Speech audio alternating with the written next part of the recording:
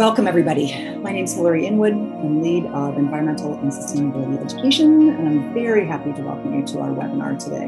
We are so impressed that so many people have signed up for this afternoon's webinar. This is such an incredible indication, I think, of the interest on the part of educators in climate change education.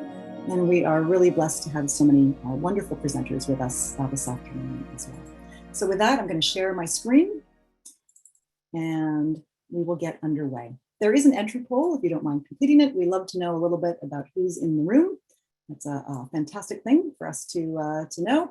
And this is a webinar that is sponsored by a couple of organizations. We are very fortunate at the Ontario Institute for Studies in Education to have an amazing collaboration and partnership with the Toronto District School Board, particularly their Sustainability Office and their EcoSchools team. So I'd like to introduce you to the members of that team who are currently in the room with us.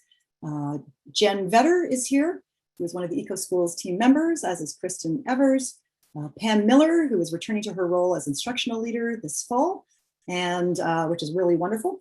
We've also got a number of their summer students who are with us today, Leah, Murren, and Grace, and we're happy to have the whole team, really, or at least a good chunk of the team, not the whole team, but a good chunk of the team with us in today's session. With that in mind, we've got lots of people here from the Toronto District School Board and from OISE, so welcome to all of those folks. I also want to give a special welcome to members of the additional qualification course that we offer for teachers through OISE, but we always have lots of TDSB teachers who take it. And we've got a couple of our instructors, Farah Wadia and Linda Ryan in the room, who have brought their students. So special welcome to the AQ Part 1 course. And as a broader welcome to our AQ, we call it the AQ family. These are all of the people who have taken the additional qualification courses. You'll be meeting some of them today because they are now coming back as instructors and presenters, which is fabulous. So a really special welcome to those of you who have taken AQ courses in the past, and we hope we'll be back to take further parts of it in the future. Also a special welcome to a new professional learning community that we're starting up through OISE, focused on climate change education, which is amazing. This is being run with my colleague, Jim Slaughter, and Renato Carvalho, and one of his doctoral candidates. We're very excited that first meeting will be on July 20th, and we'll give you a little bit of details about that a little bit later in case you're interested in potentially joining us for that professional learning community. And I would be remiss if I did not introduce Elise Kennedy, who is integral to our team at OISE and is so fundamental to the success of all of the events that we run. So welcome to everybody today. Now with that, we have got lots of presenters that we're going to be introducing as we go along. So I'm not going to present them all up front, but this is what you can expect from this afternoon's event. We've got 4 speakers to begin, and then we will take a little bit of a break at the halfway point. And then we've got 4 amazing educators from the Toronto District School Board who are going to share their practice in climate change education. So you get a little bit of research, you get a little bit of a plea from youth, you get certainly an introduction to some of the things coming down the pipe with the EcoSchools team, with the TDSB, which is really exciting. So I think it's going to be a really wonderful afternoon, and we're so appreciative of everybody joining us for this today. This is going above and beyond the call of duty, both for our presenters as well as for our attendees who are here on their summer vacations. So a huge thank you to everyone in the room, and we hope that many, many more will be joining us through the recording moving forward as well. Now, we always start our sessions with a land acknowledgement, and we've been doing art-based land acknowledgements for a little while. So for this, what I would like to do is to just introduce you to the teaching rocks. And I'm not going to try and pronounce the Algonquian name for it. I'm not sure I would do that justice, but I would say that for over 1,000 years, Algonquian-speaking peoples have been traveling broadly over the Canadian Shield, and they did establish, about 1,000 years ago, they established this holy place, which is now known in English anyway as the Teaching Rocks. It's on a worldwide meridian of Earth energy, which is quite interesting. It's an amazing library, essentially, of animals and human figures, of spirit beings, of shapeshifters and other symbols that are really rich with meaning and depicted on the monumental ridge of crystalline limestone. And it's quite near Peterborough, so they've become known as the Peterborough petroglyphs. And it really is a sacred site of global importance. It's also the largest known concentration of Indigenous rock carvings in Canada. And I chose this one to go along with our land acknowledgement today because of the deep history. It's a wonderful reminder to all of us about how far back Indigenous peoples go in this country, and how they have so much to teach us, really, about sustainable ways of living, not only on this territory, but on the earth generally.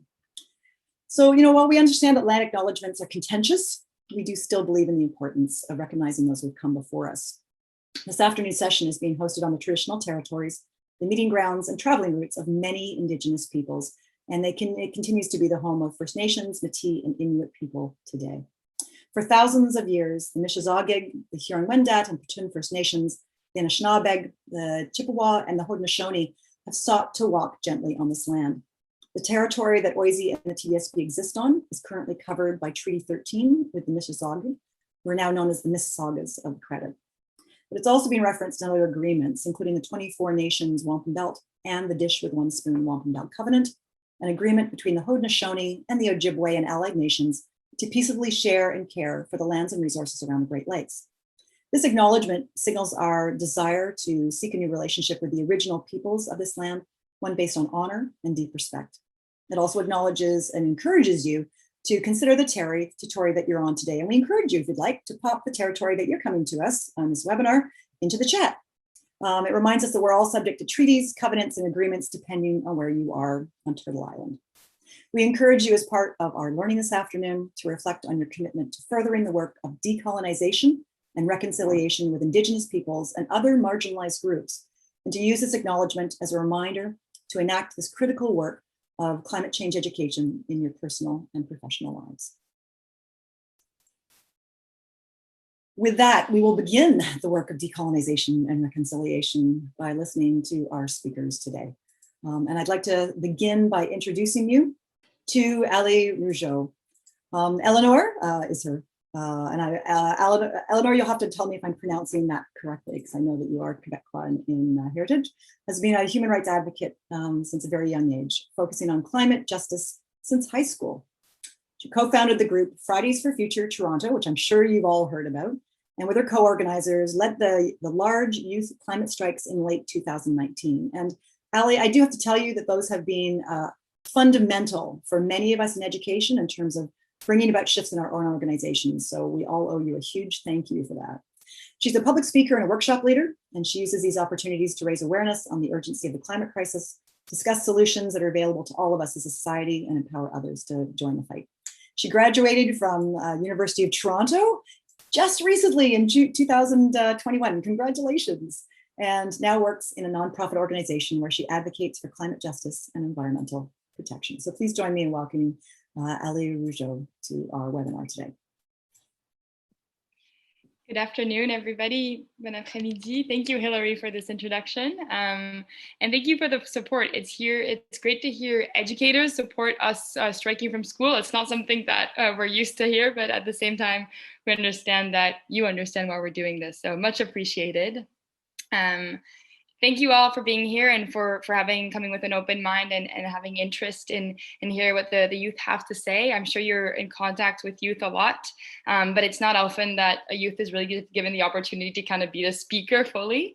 So I really appreciate it. And today I want to keep it pretty short, but I really want to share kind of 3 short stories to maybe exemplify the role that adults and educators have had in my activism and to show the huge potential that I see there is in the work you do. The first one is my own path to activism, not because I think it's exceptional, but actually quite the opposite, because I think it's a very good proof that people are not necessarily born to be activists, they just can step into that role if enabled.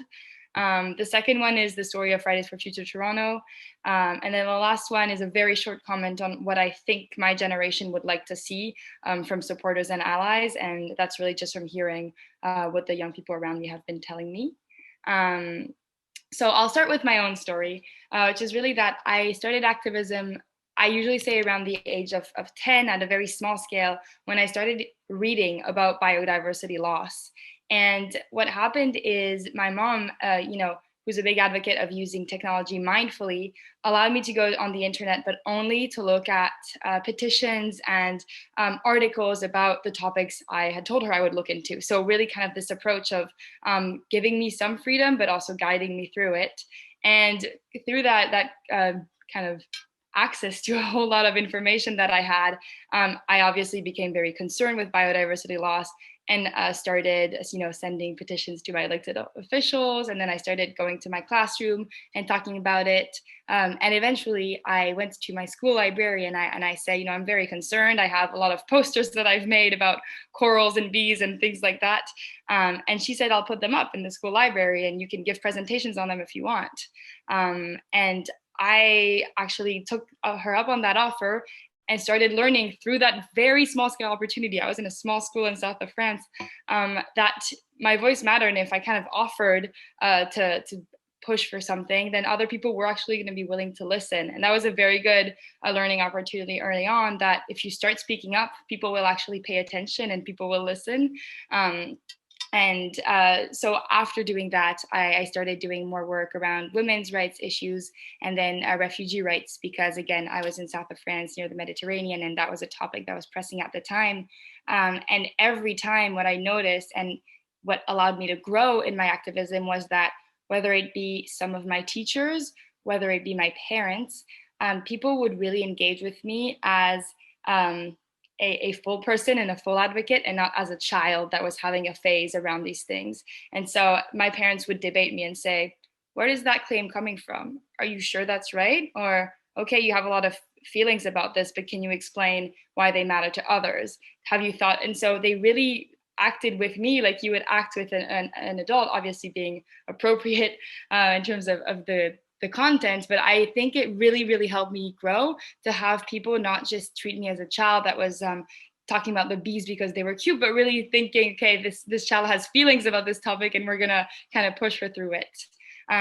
So I want to point that out, because I think that's a huge thing adults can do for youth, is engaging with them meaningfully and respecting their opinion early on. I'll also add to that while I was pushed to speak to close ones about what I did, my parents really made sure that and my teachers actually also made sure that I wasn't put on stages or in front of mics or in front of cameras. And I know I had teachers that made sure to tell me, once you start being very vocal about your opinions, people might also be a little harsher with you. And that was a very good protection that I got. And I'm so lucky I got that, because I had time to make mistakes. I've changed my opinions ever since I was a child, obviously, and I got to do them in private, not in front of cameras, not speaking as a 14-year-old, on CBC or things like that. And that was a huge gift to me, because again, I got to learn, I got to grow without being attacked or being put at risk. So these are also very big lessons. And sometimes we think we're doing a child a service by putting them, in front of a mic, but really it's not necessarily the case, because sometimes you need also to do your small scale dinner table activism before you get to do the big debates, right? So I think those overall are kind of, if I had to summarize my arrival to activism, it was having those supporting roles. The last aspect of my story to activism that I like to point out is, I don't think I was born necessarily in a family of activists. I have a lot of business-minded people around me, a lot of folks that just didn't participate much in anything that was like public debate or nonprofit world, and not at all in politics. And I don't think that hindered me in any way. If anything, it made sure that I arrived to it with no preconceived idea of what was happening. And so I think we need to be able to teach young people that they're not either an activist or not. They're not born either to be that person or not. They can really just grow into the role. That's something that I did. And hopefully we can continue having workshops, school curriculums, classes that kind of allow young people to become that person, instead of feeling like if they're not born in a family that does that, it's not their thing. So that's a big lesson that I take away from my path. Now I'll move to the Fridays for Future story, because it obviously ties into mine quite strongly. But when I moved to Canada to go to university, and I was doing on-campus work around sustainability, and I was, meeting with U of T to get them to do compost bins and whatnot. And I'm sure some of you have perhaps tried to do that as well, and it's not always easy. And then Greta Thunberg in Sweden started striking. At the same time, we had a new provincial government here that was quite different from what I stood for. And it made me realize that I felt like I was just speaking to a very small group of folks that either were educated on the topic already or had kind of decided for themselves that it wasn't something they cared about. And so I completely stepped away from on-campus organizing, or as in trying to change university. And instead, I really went into school strikes and organizing something that was using students and this idea that we're all as youth together in one place, but that wasn't about changing our small institution. It was using our voice as students. And what happened there is I met a group of older folks, and a lot of them are moms or grandmas, or both, obviously, who offered me what I call unconditional support. They said, we want to have a Fridays for Future movement in Toronto. We are not youth, and our kids are 5 and they can't be leaders of this. If you take leadership here, we will help you with logistics, we'll help you write statements, we will drive the sound equipment because I didn't have my license then, I was too young. We'll do the things that actually need to get done, but that I couldn't do. And they told me, but you're leading in the sense that whenever you see that we're no longer needed, we'll step away, and all of those things. So they really just kind of lent this, what I call unconditional support. And I think that was instrumental in helping me get the movement up early enough that we were able to have the massive strike before the federal election. I think the movement could have happened anyways, and I'm never saying that youth couldn't do something on their own, but I had the right support at the right time to make sure that the timing was also right, the speed of things was right. I didn't have to, I didn't go through extreme obstacles to do this, and instead I was lucky. So again, this is the example of the crucial adult ally that steps in right at the right time. And importantly, they had the humility really to, whenever we started saying, hey, now we have a group of 30 youth, we really don't need as many of you on our meetings, they stopped attending the meetings and they just kind of slowly phased out of it. So really also that key targeted support when it was needed. So I like to share that, first of all, to give them credit, and also because I think it might be a good encouragement for some of you that maybe are thinking, I want to help, but how do you act as an ally to youth? Because you want to find that line between lecturing and bringing them together. And what they did, for me at least, functioned really well. And then the last element I want to bring up is what I think the youth want today. And as much as I do that every youth has a different objective for what they want to see in the world. But what I do see from young people coming to us is, first of all, especially during the pandemic, we had a lot more youth wanting to volunteer their time with us. And I don't know if that's because they were, isolated at home. I'm sure you had to suffer through that as well. But I think there was also an aspect of realizing the world is very, very complex and things are not working well during COVID that really accelerated a lot of 16 or 15-year-olds coming in instead of usually people kind of coming in a little later in the movement. So I did want to flag that as a trend that happened recently. The big thing I see is that they want to talk about it. They want this. I know we've always had told parents to have the talk with their kids, and I joke that this is the talk with their kids, that you need to talk about climate, because it's not because you don't talk about it that they don't think about it. And so as well, I think at school it's important to talk about it, not just as a one case issue, but incorporating it in conversations about everything else, again, because they have it on their minds. And I think it would be both reassuring and empowering to have opportunities to kind of clear what they're thinking about climate change in a space that's a little more, how would I say, that's meant for it. Because otherwise what I'm seeing is that TikTok, social media, and other places have become the form of discussion. And in some cases it works really well. And in others it leads to a lot of disinformation. And I would hate for that disparity to continue instead of us using the right spaces to have the conversations. I also want to say that one thing that I've heard is a frustration of being told that youth are giving other generations hope. I think that's something that's actually maybe weird, because I think a lot of people mean it in a very nice way. But what we hear when someone else tells us, you give me hope for the future, is I'm putting the burden on you and I'm stepping away from this work. Obviously, no person in any movement really wants to hear that. So instead, I think what we like to hear more than anything else is you've given me the motivation to get back on this file, because I think a lot of folks maybe were involved, had to step away from it. And it's really great to hear. It's really great to hear, you've given me exactly the nudge to go back into this. And then the last one, and I don't have the answer to how we do this, but what youth want to hear and want to learn is what skills and what knowledge do we need to actually live in a climate affected world. I don't know that you all have that in your curriculums right now. It's very difficult, but I think we want to hear, what are the tools that are going to be helping us go through this crisis. I studied economics at U of T, and I don't know if any of you have taken economics at U of T, but what I was taught was exactly the model that got us into this mess, and absolutely not what kind of thinking do we have to do to have a better economic system.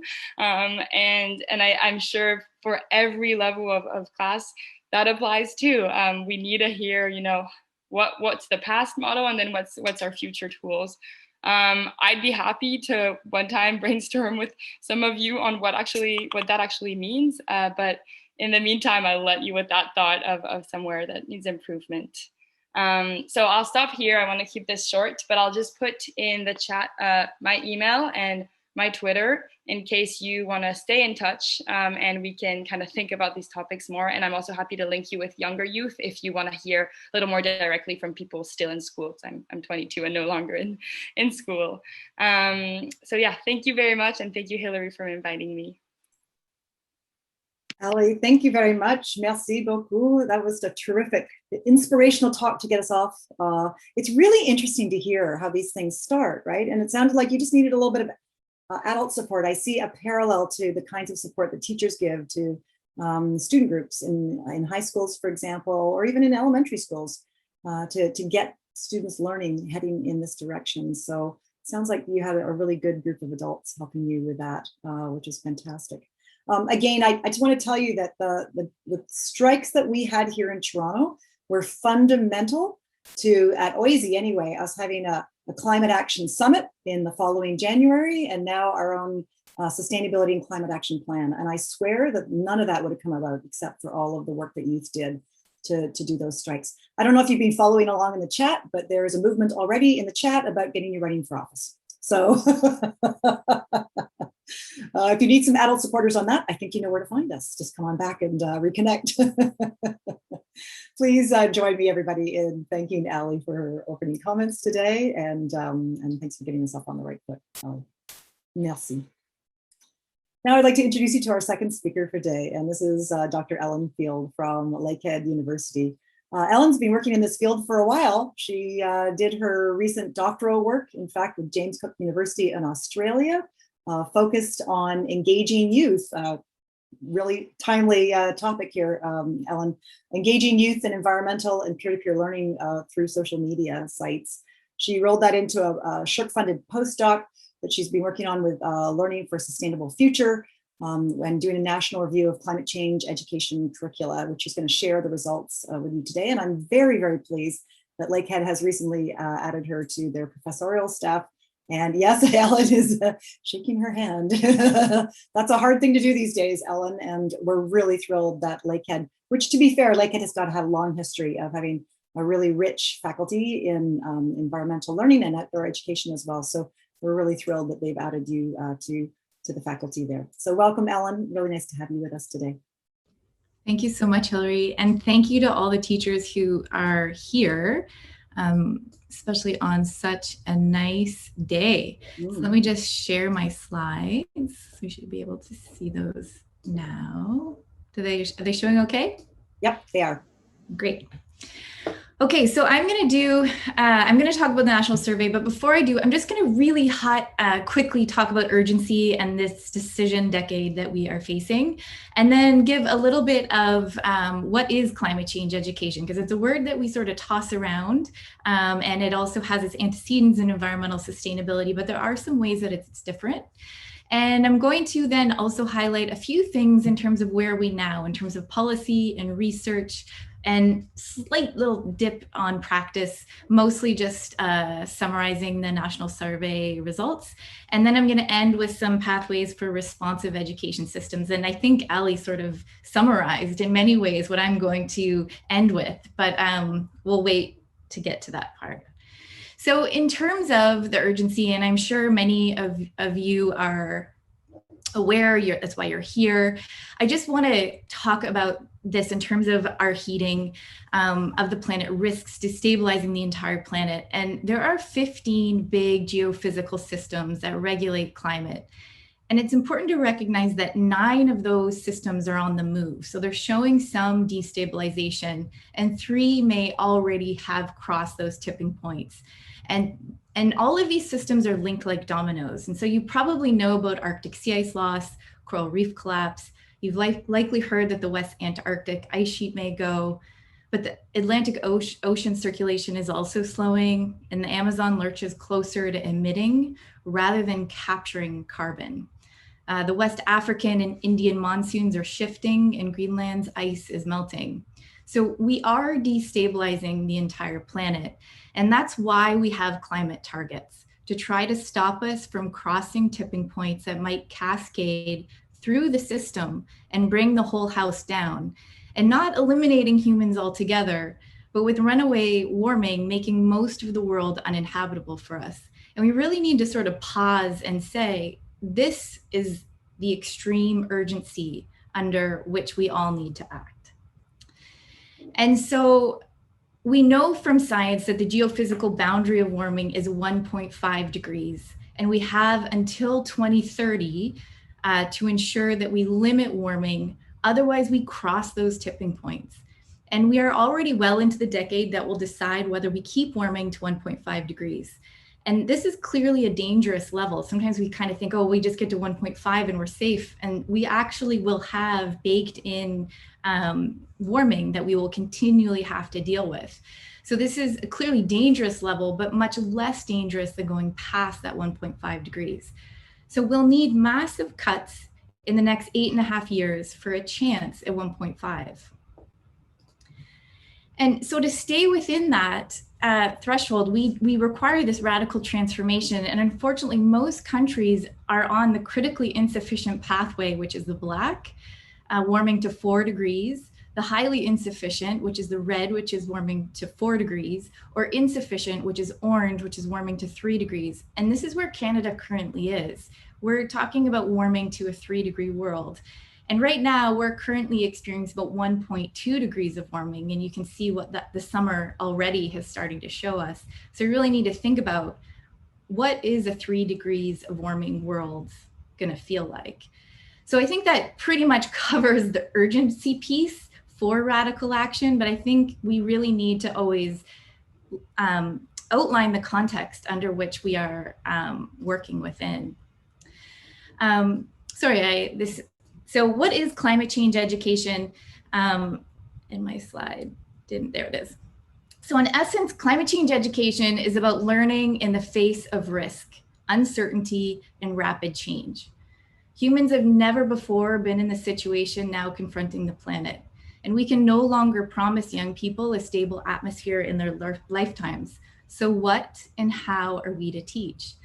And how are students to be engaged and learn in preparation for this uncertain future? And these are the questions which the field of climate change education focuses on. So climate change education is an emerging and evolving field. And so there is not a broad agreement yet on exactly what climate change is, or exactly what and when aspects should be taught. And that's where the professional judgment of teachers is so important in terms of knowing your students, their maturity, to be able to know how to field some of those questions. But over time, in terms of the research literature, the framework is moving away from climate change education as existing solely in science education to an interdisciplinary framework in which the natural sciences are employed to learn about climate systems, while the social sciences are employed to grapple with change. And in terms of change, it's about addressing the social realities and responsibilities of living in a changing climate, what it means to live without comfortable certainties and right answers, and how to engage in transformative and transgressive change-making processes like Aliénor just sort of outlined.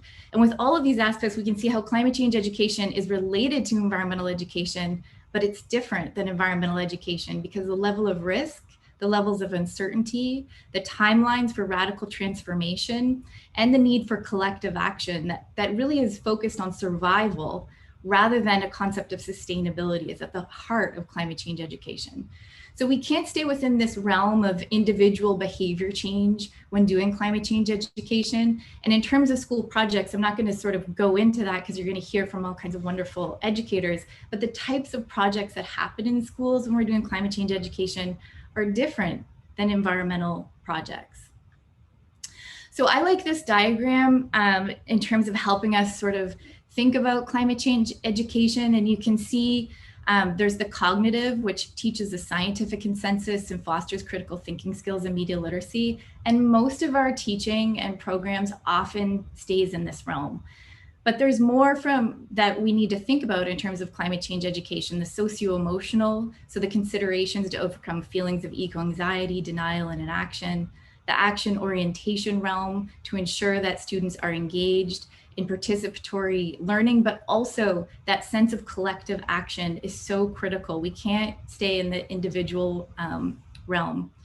And again, speaking to this moment in time that Aliénor was speaking about in terms of the opportunities for linking the intersectionality between Black Lives Matter and climate justice, of understanding also our colonial history in terms of how those underpinnings are also perpetuating the climate crisis. So we have to sort of think in multiple dimensions when we think about climate change education.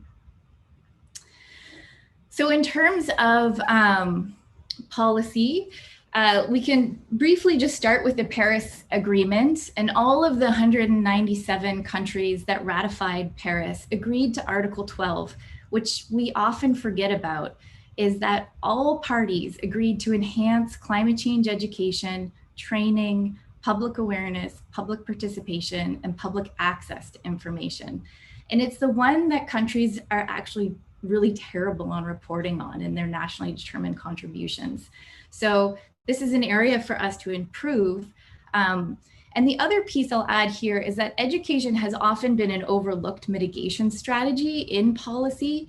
So you'll see within climate policy that sectors such as energy, agriculture, and transportation are typically the focus. And policymakers have not fully engaged the education sector as an effective focus. And there's several reasons why, I think.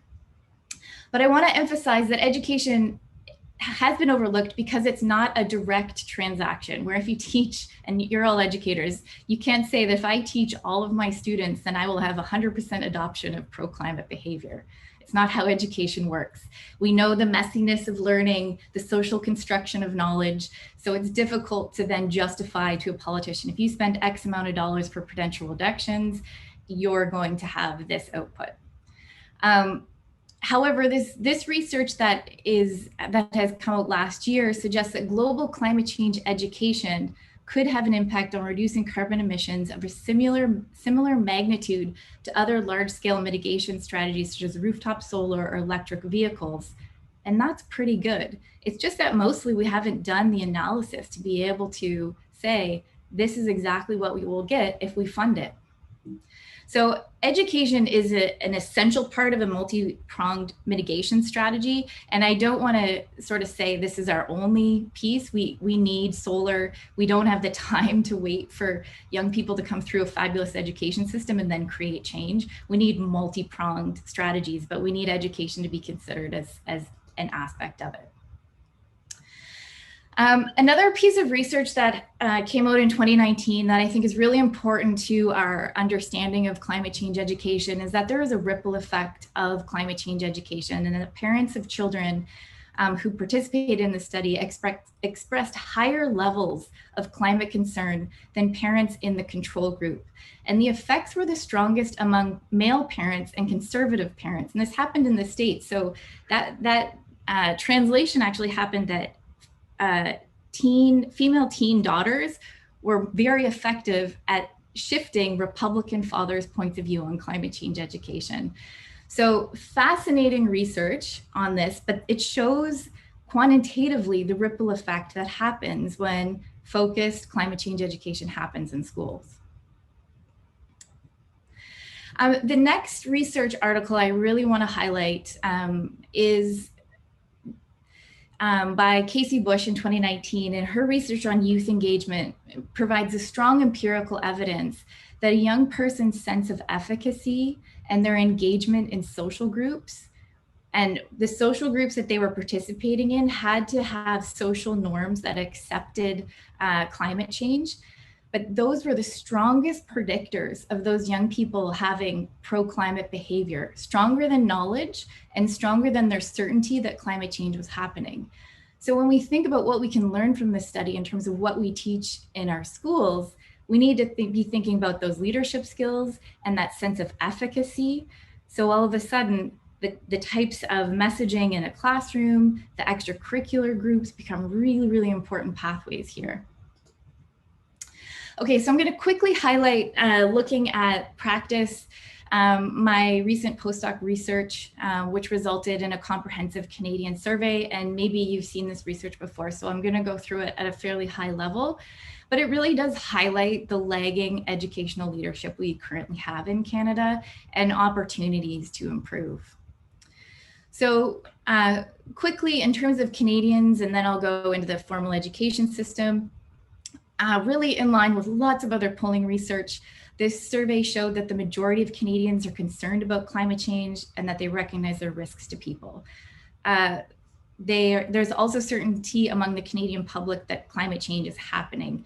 So in terms of, sometimes I teach lots of teacher candidates and they'll have a lot of concern about the controversy of climate change and teaching this. There's actually far less controversy than you might think, but there is regional differences that occurs within Canada. So places like Quebec, the Atlantic provinces, BC, Ontario has much higher levels of recognition than in Saskatchewan and Alberta specifically.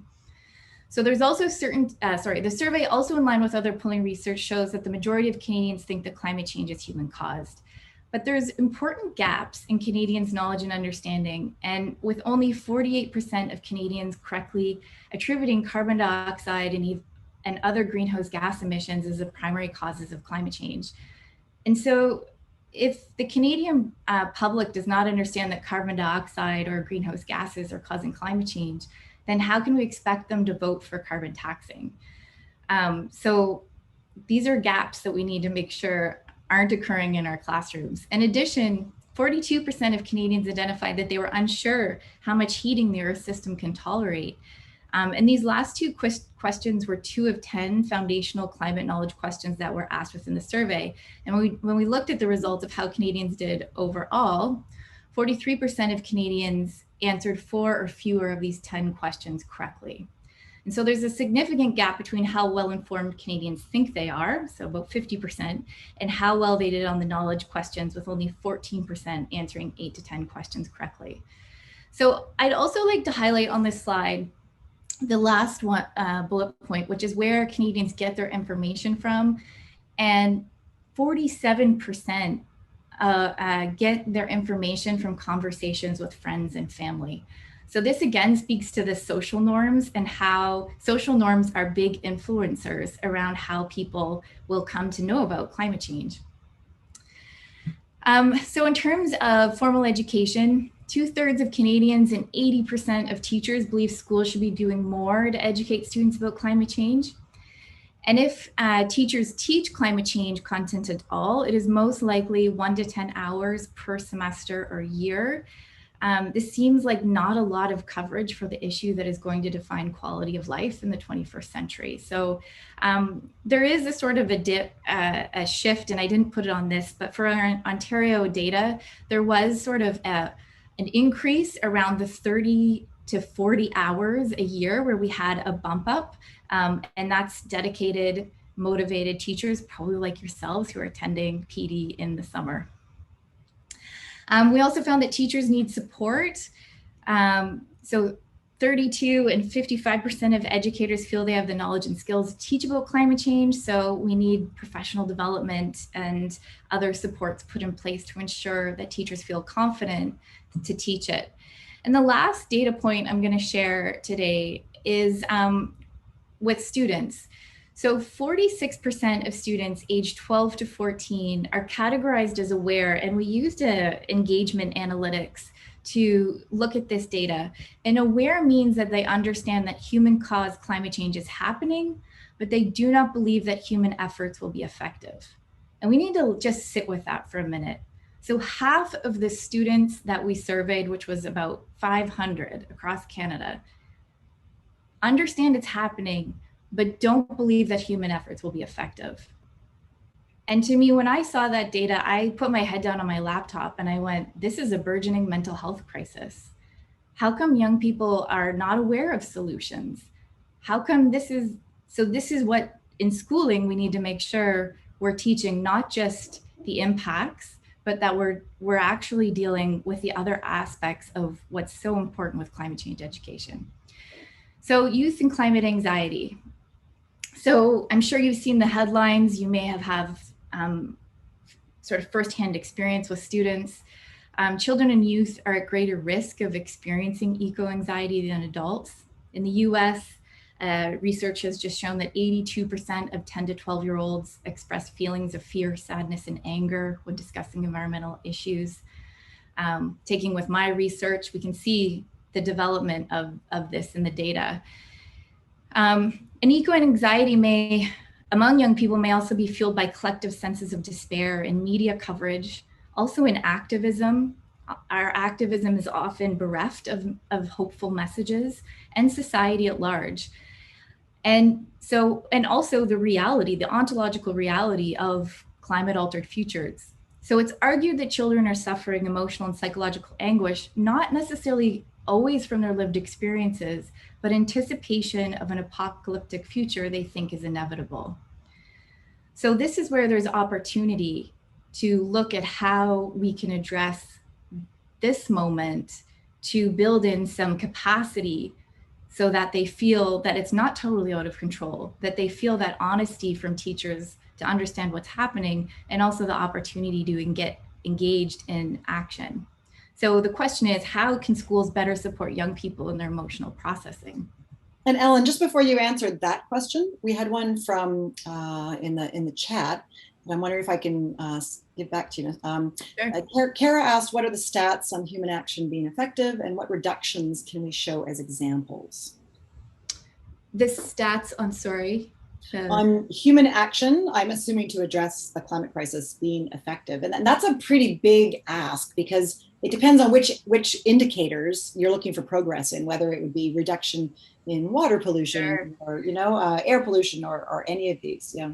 So I took this slide out, and I would just say, if you're not familiar with Project Drawdown, I would say that's the #1 place to go, because we have all the technologies and solutions at hand. What we lack is political will. And Project Drawdown does a wonderful job of listing, what the top 10 actions are. It addresses it from a global policy perspective. And so especially if you're a high school teacher, that's like a great project. How can we make a Project Drawdown for our community?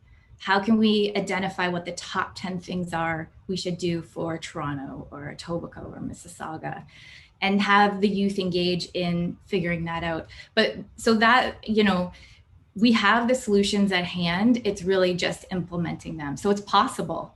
That's why this time is so exciting. We are in this sort of, unbelievable period of human history that we're living through. Thank you, Ellen. I just popped, spelled incorrectly, but I did pop the right link into the chat. Thank you so much. And so I'm not going to speak more to the climate strikes. Ali spoke to those, but these are really a clarion call for education policymakers and administrators to take leadership and integrate climate change education into the classroom, so that youth don't have to necessarily go and leave schools, that schools are a place that offer that opportunity. And in terms of, in terms of the first climate strikes, since they started, some formal education systems have gotten to work. There's been mandatory climate change education in Mexico, New Zealand, Argentina. Sorry, Italy was the first. Mexico, New Zealand, Argentina, Cambodia, the states of Islamabad and New Jersey, all following suit. And with Canada's education system, we should be there. We should be next. We should be on this slide. And I'm just going to raise, this is like the real high level talk, but I just want to also share a group from BC who have started to advocate for climate education reform. And they're a youth group and they've had some successes. So now the brand new BC curriculum is actually going to be reviewed by climate experts. And this group is pushing also for more youth engagement in that curriculum reform decisions. And these were high school students who just felt they needed to do some, and they had some supportive teachers, and this project was born. Oh, I'm not going to play the other sort of piece I want to say is there is also from the UNESCO more push that environmental education is expected to be mandatory in all public schools by 2025. So we're going in this direction. So we just need to do it a little bit quicker. Okay, so coming to this sort of the end of my talk, and I just want to highlight the recent case in Germany that has really sort of shifted that Germany is now ground zero for delivering more ambitious emission reductions. And for decarbonization. So in late April, the country's 2019 Climate Protection Act was struck down because it didn't go far enough to safeguard the rights of young people. And it was youth, Fridays for Future plaintiffs who drove this case through the courts. And because of the court ruling, the German court revised its policy, putting forward a plan for a 65% reduction in emissions by 2030. And this is the second most ambitious goal in the world. The UK is at 68%. And if you remember in the beginning, I said by 2030, we need a 45% emissions reduction. So now we have young activists to thank for some of the most ambitious climate policy in the world. And why Germany is so important, because its economy is heavily based on fossil fuels. So Germany is going to provide the pathway for countries like Canada, the US, to figure out how to deeply decarbonize their economies. And we really do have to thank young activists for doing that. So I'm just going to highlight then my sort of take on what responsive education systems are. And I recently wrote a book chapter about this, which was arguing that the formal education needs to learn how to integrate climate change education from the youth climate justice movement. And there's several key lessons.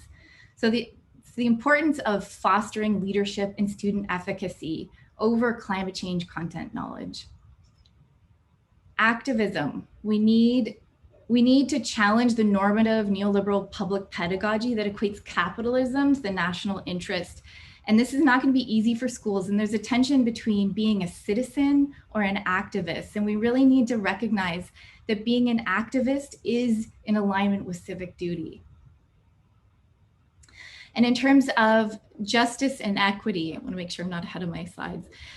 We need to frame climate change with equity and justice to enable us to implicate ourselves in colonial legacies and land extraction strategies while working to stand in solidarity with marginalized communities facing climate disparities. And often on the front lines, it is those communities who have been fighting climate change and standing up for climate action the longest. And we need to have an interdisciplinary and action-oriented focus in the ways that we address this. We can't just rely on the science. And we need to attend to youth well-being. And schools have always been safe and inclusive spaces for so many young people. And we need to make sure that in terms of the biggest existential issue that we are facing today, that our ideas of well-being, what a counselor can provide a student, includes their climate anxiety. And so we need to find ways for there to be emotional processing around this. And maybe that's beyond what the curriculum offers, but to to make sure that our schools are safe spaces. So I just provided a couple of, and at the end of my talk, I'll put links to all of these. So I co-wrote a inquiry guide for learning for a sustainable future for grades 7 to 12 educators. And it really highlights active learning strategies across 8 different themes to sort of look at how to infuse interdisciplinary and action-oriented approaches. At Project Drawdown, I mentioned this site, but really, if you're not sure where to find good, reliable information about solutions, this is where to go. Teach the Future is an organization out of the UK, which has started climate education reform. It's a youth organization, and they are now like growing like wildfire, and they were the reason that the BC group, they followed that model. So this is a powerful youth organization to think about looking at. Fridays for Future, we have Ali here. And the last little pieces I'll add is I'm the co-chair for a monitoring and evaluation climate change education regional hub for Canada. And in September, we're going to put out a request for proposals for innovative climate change education case studies. And these will be reviewed, adjudicated, and there's up to $10,000 worth of funding, but this is a way for Canada to share its best practice stories with the rest of the world. So this is an international research project. So watch out for that. We'll send it through all the pathways. Probably Hillary, I'll send it to you. There's also, I know you're busy in this program, there's also a 2-day North American Summer Institute for Climate Change Education through Alberta Council for Environmental Education is offering that you may be interested in. And the last thing is I co-moderate a group on Facebook called Climate Change Education Canada, which has around 850 educators. It's really a very loose special interest group for teachers. And so if that is a place that you'd like to stay in touch, please do. A lot of good content comes through there. And I'm sure I'm very close to my time. But Ellen, you've made such good use of your time. You've packed so much fantastic information. Thank you so much into this talk. You've given us some of the research basis for us. So you're pointing us to evidence-based practice. You've helped us to get a better sense of what climate change education involved and how we can move forward. So thank you so much. Could everybody join me, please, in thanking Ellen for a wonderfully rich and very concise talk, Ellen. Wow. It was just really impressive. You've given us some great resources too. And I will say that those amazing summer students from the TDSB EcoSchools program have pulled together a resource kit for us that will go out with a recording of this. And your guide from LSF is on that list. So we'll make sure that the other ones are added in as well before we send it out. So Ellen, thank you so much. There were a couple questions, but I think you've addressed them as we go. And if we have any time just before break, we'll take a few more questions too, if you're okay to stay with us for a few more minutes. I would like to introduce you at this point to 2 members of the incredible EcoSchools team at the Toronto District School Board. Kristen Evers is a Green Projects team leader with the Sustainability Office. And since joining that office in 2013, she's worked closely with a variety of education, labor, and municipal partners to support and enhance environmental initiatives at the TDSB. Previous to her time with the school board, Kristen worked in other public sector and nonprofit environmental and educational organizations and communities across Canada. And I'd also like to introduce you to Jenn Vetter. Jenn has a background in environmental anthropology and has been part of the TDSB EcoSchools team for the past 16 years. She provides support to school teams to help them take climate action in their communities every day. She also works with central departments to make the TDSB more sustainable in everyday practices. So Kristen and Jenn, welcome, and I'll turn it over to you. Thank you. Thanks, Hillary. Just gonna get the slide up. And Hillary, should we still aim for a 2:15 end? We can do that. Yes, if you can, if that's possible. Yeah. So I want to thank Ellen because you've actually set us up quite nicely to launch into a project that we've been working on for, I think, the last year. And it's a climate action guide for TDSB youth. So we've been working with community partners and youth to help our students and our educators mobilize their communities toward climate action. And we all know Greta at this point, and Ali it was great to hear from you, because around the world and in Toronto, we've seen youth rallying behind the message of Greta Thunberg. And we were fortunate to hear from Ali just a few moments ago, who's really a shining example of what our youth have been doing the last few years. At the TDSB, we have been fortunate, we're in the fortunate role of helping prepare our young people for their future. And at this point in time, we're not starting out. We have 20 years behind us, during which time we've reduced the energy intensity of our buildings. We've spearheaded the EcoSchools movement spreading across Canada. We've established numerous programs and partnerships to support and expand education for sustainability. The close working relationship that we have with OISE that we've established focusing on environmental education is a really strong example of our community partnership. So the guide that we're going to introduce you to today is intended to be another tool in the toolbox to support youth in mobilizing their communities toward climate action. It's very much still in development, but we would love to get feedback from the educators on the call today. Next slide, Kristen. Okay, thanks, Jen. So Ellen did a really great job describing climate change education, and we modified our slide deck actually because we were thinking that we would spend a bit of time doing that, but it's wonderful that Ellen was able to cover that for us. So two major components of climate change education in our eyes anyways is number one, that there's an integration of an action component into learning. And number two, it provides students with an opportunity to make real world connections to their learning. So it's our hope that this community climate action guide that we've been developing and is still in draft, as Jen mentioned, will be used as a support for both educators and youth to really enhance climate change education opportunities in TDSB schools and for TDSB educators and students. So just a little bit of background on how we arrived at the development of this guide. And actually some of the players I know are on this call today who were part of the advocacy behind it. So back, I guess it was last summer, in I think July of 2020, the City of Toronto's Environment and Energy Division had approached the TDSB with a partnership proposal to work together to enhance climate change education, engagement, and outreach. And those conversations really evolved into the development of this guidebook. And as Jen mentioned, it's intended to really help mobilize communities with a focus on youth. So we've currently branded the guide as Transforming TO, a community climate action guide for Toronto youth. And that's a nod to the City of Toronto's climate action plan. And as we've been working on the development of this guide over the past year, we've been consulting with different groups of people. So number one, we've had lots of TDSB students engaged virtually, of course, because of our current pandemic that we're still living through.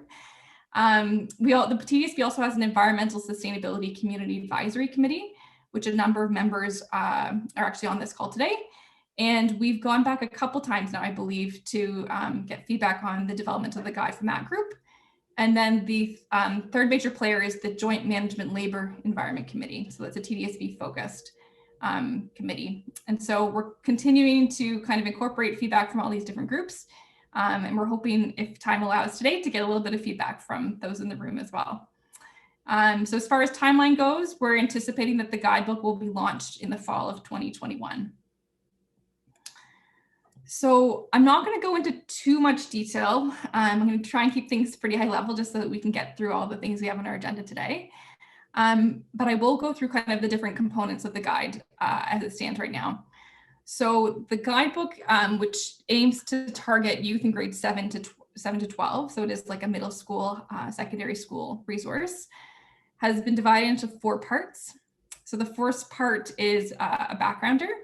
And this part is really focused on providing facts and figures about climate change and its impacts on Toronto specifically. We've also included an overview of the City of Toronto's climate action plan, Transform TO, which I've mentioned, and a summary of the TDSB's climate action work to date, which has been plentiful and has been occurring for a couple of decades. Part B is really kind of the meat of the guides for youth. And it's strategies for youth-led community climate action. So this section will cover 5 strategies for youth-led climate action, and each strategy will include an overview of the importance of that strategy, but also examples and case studies from the TDSB of the strategy in practice. So strategy number 1, get people talking about climate change. Things like resources and sample tools for talking to different people in different settings would be included here. The second strategy is organizing and leading a community event. So in this section, we kind of are describing different examples of what possible events might look like a community climate rally, neighborhood climate rally, different kinds of festivals, cultural events, or an info session. Number 3 is advocating for system change. So here we have started to put together some resources and sample tools for advocacy work. So things like petition and advocacy letter templates that might be useful for youth that are wanting to kind of take that route. Strategy number 4 is joining a campaign. And we've listed here key climate action groups that are active both in the city, the province, and across the country. And the campaigns that youth can join if they have interest in doing that. And then the final strategy is implementing climate action on the ground. So here we've just kind of provided an overview of the importance of action projects, and how to plan and monitor them. So section C includes primers for climate action. And you can see we have 5 listed there. I think the primer that will likely be of most interest to this group today is primer number 5, and we've titled it Information for Educators. And in the next slide, I'll run through, or a couple slides maybe actually, I'll run through the components of that primer. And finally, part D is references and resources that were used in the preparation of the guide and that we think would be useful for those that are reading it. Okay, so primer number 5, information for educators. So our lovely students have already started some of our design work, which is great. And it's still in development, but we're excited to see it kind of come to life. As it stands, the 4 components of this primer include, number 1, some details on why educators should address climate action. We've also begun to describe how climate change education aligns with the TDSB/ministry priorities. Number 3, how can climate change learning and action be assessed, which I think is often a big question mark, particularly for individuals that are kind of just entering into this new world of climate change education. And the answer is that it can be embedded into a lot of the things that they're already doing, which is great. And then number 4, resources to help educators integrate climate learning and action into their curriculum and practice. So this is the, what you see on this slide here is a screenshot of the resource that our students have put together. It is still in development, which I feel like is a word I keep saying today during this presentation, but we are keen to have those in the room kind of review it. And if there are resources you think that would be helpful for us to share with educators, definitely let us know. And I know that there have already been some that were mentioned today that we should be including here as well. So this is something that will be shared with you at a later date, sometime after this presentation. So that is the end of our really kind of quick summary or run through the climate action guide. And I think we have a bit of time here. We have about 7 minutes, which is great. So what I'd like to do is to try out a Google Jamboard with the group here. Since we have a room full of experts, we just like to take this opportunity to get some feedback from you as we continue to develop the guide. I'll stop sharing my screen in a moment, but I'm going to ask, I think it's Grace, to copy the link of this Google Jamboard into the chat. And I encourage you to kind of click on that and open it before I start sharing my screen. But the Google Jamboard is basically a virtual whiteboard, and I'll walk you through how to use it in a second. But we really want to answer this question, and it'll be neat to have all these, close to 100 people interacting on this in the same space. The question we want to hear from you is, how can we ensure the Community Climate Action Guide is relevant and used by TDSB educators and youth? So the things you can think about when you're answering this question could be, strategies for communication and dissemination. Are there certain channels that we should be tapping to make sure it's getting into the right hands? I know you haven't seen the guide in in its full finalized version yet, but are there pieces of resources that are kind of a must-have that should be included in this guide to ensure that it's relevant? So any questions, feel free to put them into the chat. And what I'll do is I'll share my screen so that those of you that either don't have access to Google Jamboard or that aren't as comfortable can still follow along. Okay, so I'm gonna. We did have a question, Kristen, from Betty, and Betty says, will in-servicing be available for teachers who have no comfort level with teaching about climate change? I missed the very first part of that. I heard the comfort. Well, in-servicing, will there be some professional development or professional learning for teachers in the TDSB? Anyway, we can just speak about the TDSB here, who don't have a high comfort level or don't have any comfort level with teaching about climate change. That's a very good question. We actually haven't gone that far yet along, but I think that would be a good thing to document on the Jamboard. If that's something that you think would be a useful resource, do we need to have some kind of PD or in-service for teachers to kind of feel comfortable using that space? So this is great. Oh my goodness, it's already starting to populate. Well, and I would say too that this afternoon's webinar is certainly part of the efforts between OISE and the TDSB to get people up to speed about climate change education. But the challenge always is, Betty, the people who are here are usually the ones who are most knowledgeable. It's the ones who don't have any comfort level. It's trickier to reach those people because sometimes they aren't interested in being involved in professional learning in this space. I loved Ellen's point earlier that that sometimes the best way to do this is we do the work with students and the students do the work with the adults in their lives, both their parents and their caregivers, their family members, as well as their teachers. Totally. So we'll give everybody maybe 3 minutes. It looks like there's already lots of action in this Jamboard, which is wonderful to see. And I'll try, and I know our students are helping move things around too and organize thoughts, which is great. But we'll try and Kristen, we're just seeing that not everybody can get on. Apparently the Jamboard has jammed. So I'll just let everyone know that you can continue to add to the Jamboard throughout the week because, we don't have much time today. So we wanted to make sure we capture all your great ideas. Well, and it might help too, Jen, if people have finished putting their comments up to actually log out of the Jamboard, and that will make a space for somebody else to come in. Absolutely. Yeah. That's a good point. Thank you. I think there is a cap on how many can access it. You've got so many comments there that they're spilling off the actual frame you've set up. I love that. That's fantastic. So we will, maybe Hillary, we can send out the link to the Jamboard as part of the follow-up from this session. Mm-hmm. And then if there are kind of things that come up, or either that you weren't able to share now or that you kind of think of later on, you can certainly add them. We'll keep it live, as Jen mentioned. Absolutely. Yep. Include examples of actions that have already been implemented locally. Totally. So our intent with the strategies section in particular is to capture different kind of case studies or best practices that have been successfully implemented by TDSB schools. So there is kind of an acknowledgement that it's possible and it can happen in the TDSB context. And I should point out that Tanya actually has been using the chat in Zoom as part of the Jamboard, and you're absolutely welcome to do that, folks. You can add your ideas in the chat and we'll make sure it gets back to the EcoSchools team. Not a problem. Yeah, and I did respond to Tanya to say we have been working with TDSB students to develop the guide because they are the youth experts. Mm-hmm. In fact, in one of the earlier webinars this season, they had the Toronto Youth Environmental Council join in too and sharing some of their thinking about this. So you folks have been really good about working with youth on this guide. So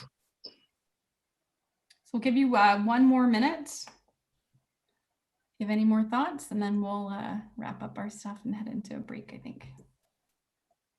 So just while we're waiting, Kristen, if I can give people just a little bit of an overview about what is going to be happening after the break, if that's okay with you. We are going to work in 2 different rooms at this point, and I'm going to ask Elise to pop up into the chat the link for the intermediate secondary room. So if you're interested in hearing from, we have some amazing teachers lined up, so we really encourage you to come back after break. We've got Diana Will-Stork, who's going to facilitate the elementary teachers room. And this is going to be sort of a K-6 teachers room, if you will. And we've got 2 incredible educators, Sybille Parry and Rebecca Chahine, who can both speak from direct experience about doing this work in their classrooms, and they're going to tell us their stories about how they're doing that work. We'll do full introductions to them at the beginning of that session. And then in the intermediate secondary room, this room will be facilitated by Linda Ryan, who is an accomplished secondary educator in the Peel Board in her own right, and one of our AQ instructors. And she's going to be joined by Farah Wadia, who's a grade 7 and 8 teacher, as well as Virginia Dawe, who teaches secondary, to talk about their experiences leading different aspects of climate change education.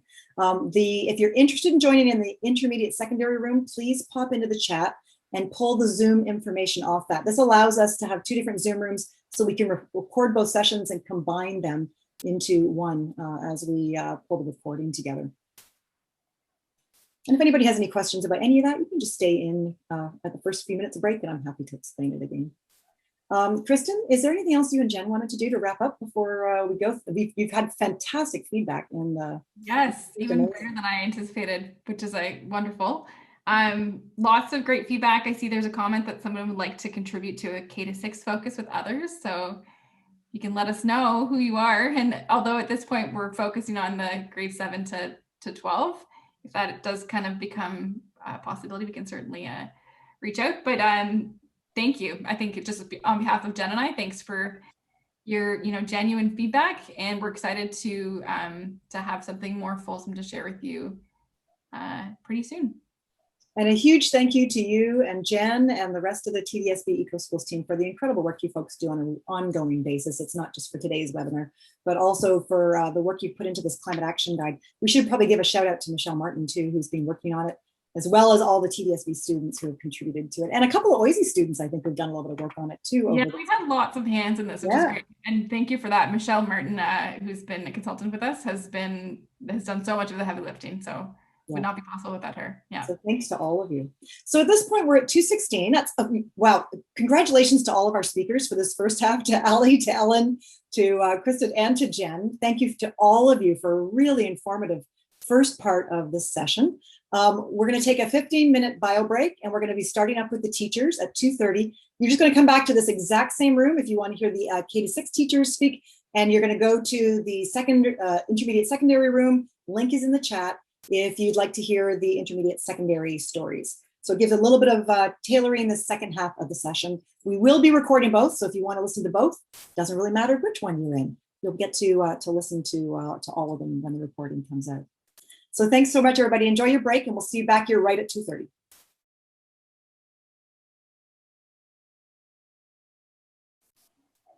And welcome back to our second half. And for the second half, we are in the elementary room, if you will. We're going to be hearing from some elementary specialists today. And to facilitate this half of the talk, I'd like to introduce you to Diana Will-Stork. Diana is an incredible environmental and sustainability educator in her own right, and could easily have been giving this talk this afternoon. Diana, are you with us now? Yes, I am. Fantastic. I would like to do just a more fulsome introduction. You have been working as a teacher librarian and as a teacher in the Toronto District School Board at Huron Public School for many years, which is a platinum school. Diana is also one of our additional qualification instructors. She teaches the Part 2 course normally. So Diana, thank you so much for being our facilitator for the second half of the session. Absolutely thrilled and glad to be in the elementary educators room, because I think we have an important role to play in climate change education. So it's my honor today to introduce 2 elementary educators. The first is Sybille Parry, who is a dear friend of mine, and I've had the privilege of co-teaching with her several times in my career. So Sybille is an educator with the TDSB, and before that, the Toronto Board of Education, for over 30 years. And she's had tons of roles. I could list them all and it would take forever, but classroom teacher, K-6, teacher librarian as well, yay, ESL, special education, digital lead learner, and taught in the virtual school this past year. So at the heart of it, her passion is a teaching, and she's thrilled to be here and pleased to share with you today her ideas, start some conversations, and to share precious summer time. And then I've also had the joy of crossing paths with Rebecca through pollinating partnerships and eco-school events. And Rebecca Chahine has been teaching at the elementary panel, also with TDSB, for 21 years, and has gone through the AQ system and has the environmental education specialist. She is a member of the OISE Action Research Team and is passionate about teaching children about climate change. She has been participating in the Canada-wide Energy Diet Challenge, and I want to know more about that, Rebecca, for the past 8 years. She won the Energy Educator of the Year Award for 2019 and is proudly featured, and I read this, in OCT's Professionally Speaking Journal in March 2019 for her work on environmental education. So welcome to both Sybille and Rebecca. We look forward to hearing from you, and I'm going to monitor the chat. So please do put your questions and comments in there. Welcome. Okay, am I first? Am I inferring that correctly, Diana, that I'm first? Yes, you are. You are up, my dear. And I just want to say that it's odd that I've been teaching for over 30 years when I'm only 25. I just felt I needed to say that. Okay, so here we go. So I've changed this title at least 4 times, I don't know. But let me tell you that what I'm hoping is that what I'm going to share with you today is a story. And it's, you know, you're still here after an hour and a half. It's your summer afternoon. I'm so grateful. I thought we might have 5 participants, and we have quite a few more than 5, so thank you. This is a story of how I had the opportunity to make climate change education come to life with some grade 4s and 5s. And I'm hoping that I tell it in a way that you will see an entry point for yourself of how you might connect to your own practice. So that's my hope. And you can tell me at the end if we achieved that or not. My name is Sybille Parry. I've been a teacher for a long time, and I'm delighted that I'm currently starting a new job at the Grove Community School, and one of their big foci of 3 is eco-justice. So and social justice is the second one, and diversity is the third. So I'm quite thrilled to start there. All right. I'm going to give you just a moment to read this quote, which is one of my guiding principles in life. And I noticed that in this version of the quote, they omitted the last line. And the last line is, begin it now. So I just want to, I'm going to start there, and I'm going to circle back to that at the end. All right. So, as I said, I'm gonna share a story with you today. It's one story working with grade 4s and 5s, and I'm hoping it provides a framework that you'll be able to use. So here was our real life situation. In 2017, our entire school was relocated from the island to Nelson Mandela due to flooding on the island. So we had a real world problem. We experienced a fair degree of disruption. On a big scale, well, we don't even need to get into that. It was a direct result of climate change. So here's just a couple of images to give you a picture of what it looked like on the island. And there is a picture that I don't have, and I can only share it in the words of the school bus driver who told me that he was driving his school bus along these roads with giant puddles. This was just before we had been relocated. And he noticed in one of the puddles, there was a giant carp. So I don't know if you've seen a carp, but it's a big, may I say ugly, but that's probably politically incorrect these days, a big dark fish. They're large. And it was right in front of his school bus. He couldn't get around it. And so he got off the school bus, picked up the carp, carried it to safety, dumped it back into the lagoon, and then got back into his school bus and drove on. So it was an incredible experience, both positive and obviously some negative impacts for all of us as well. So that was 2017. And then in 2019, the waters rose again, and it appeared that we were going to be back in this flooding situation. We didn't know if we were going to have to relocate or not, but for us as teachers, we like to leap into these opportunities, and this was an opportunity that experience of flooding in the past and then it coming back was a spark for us to engage with some inquiry-based learning. And so I delved into a resource, and I'll get back into what the inquiry-based learning was, but I delved into a resource that I do want to take a minute or two and just tell you about, and it's called the Shelburne Farms Sustainable Schools Project. I'm going to share the link to this presentation with you, and this is linked. But what I love about this resource is the big idea is sustainability, and then it has different sub-big ideas, and it really knits together beautifully big ideas, enduring understandings, and what they call essential questions. And it just leads to very meaningful learning for students. So some of the ideas that I delved into this resource and thought about were limits, interdependence, and equity. And I think the equity one is something that's really coming to life more recently. This idea that resources are shared, but they're not shared equally. The impact, natural disasters, the impact of climate change is also shared, also not equally.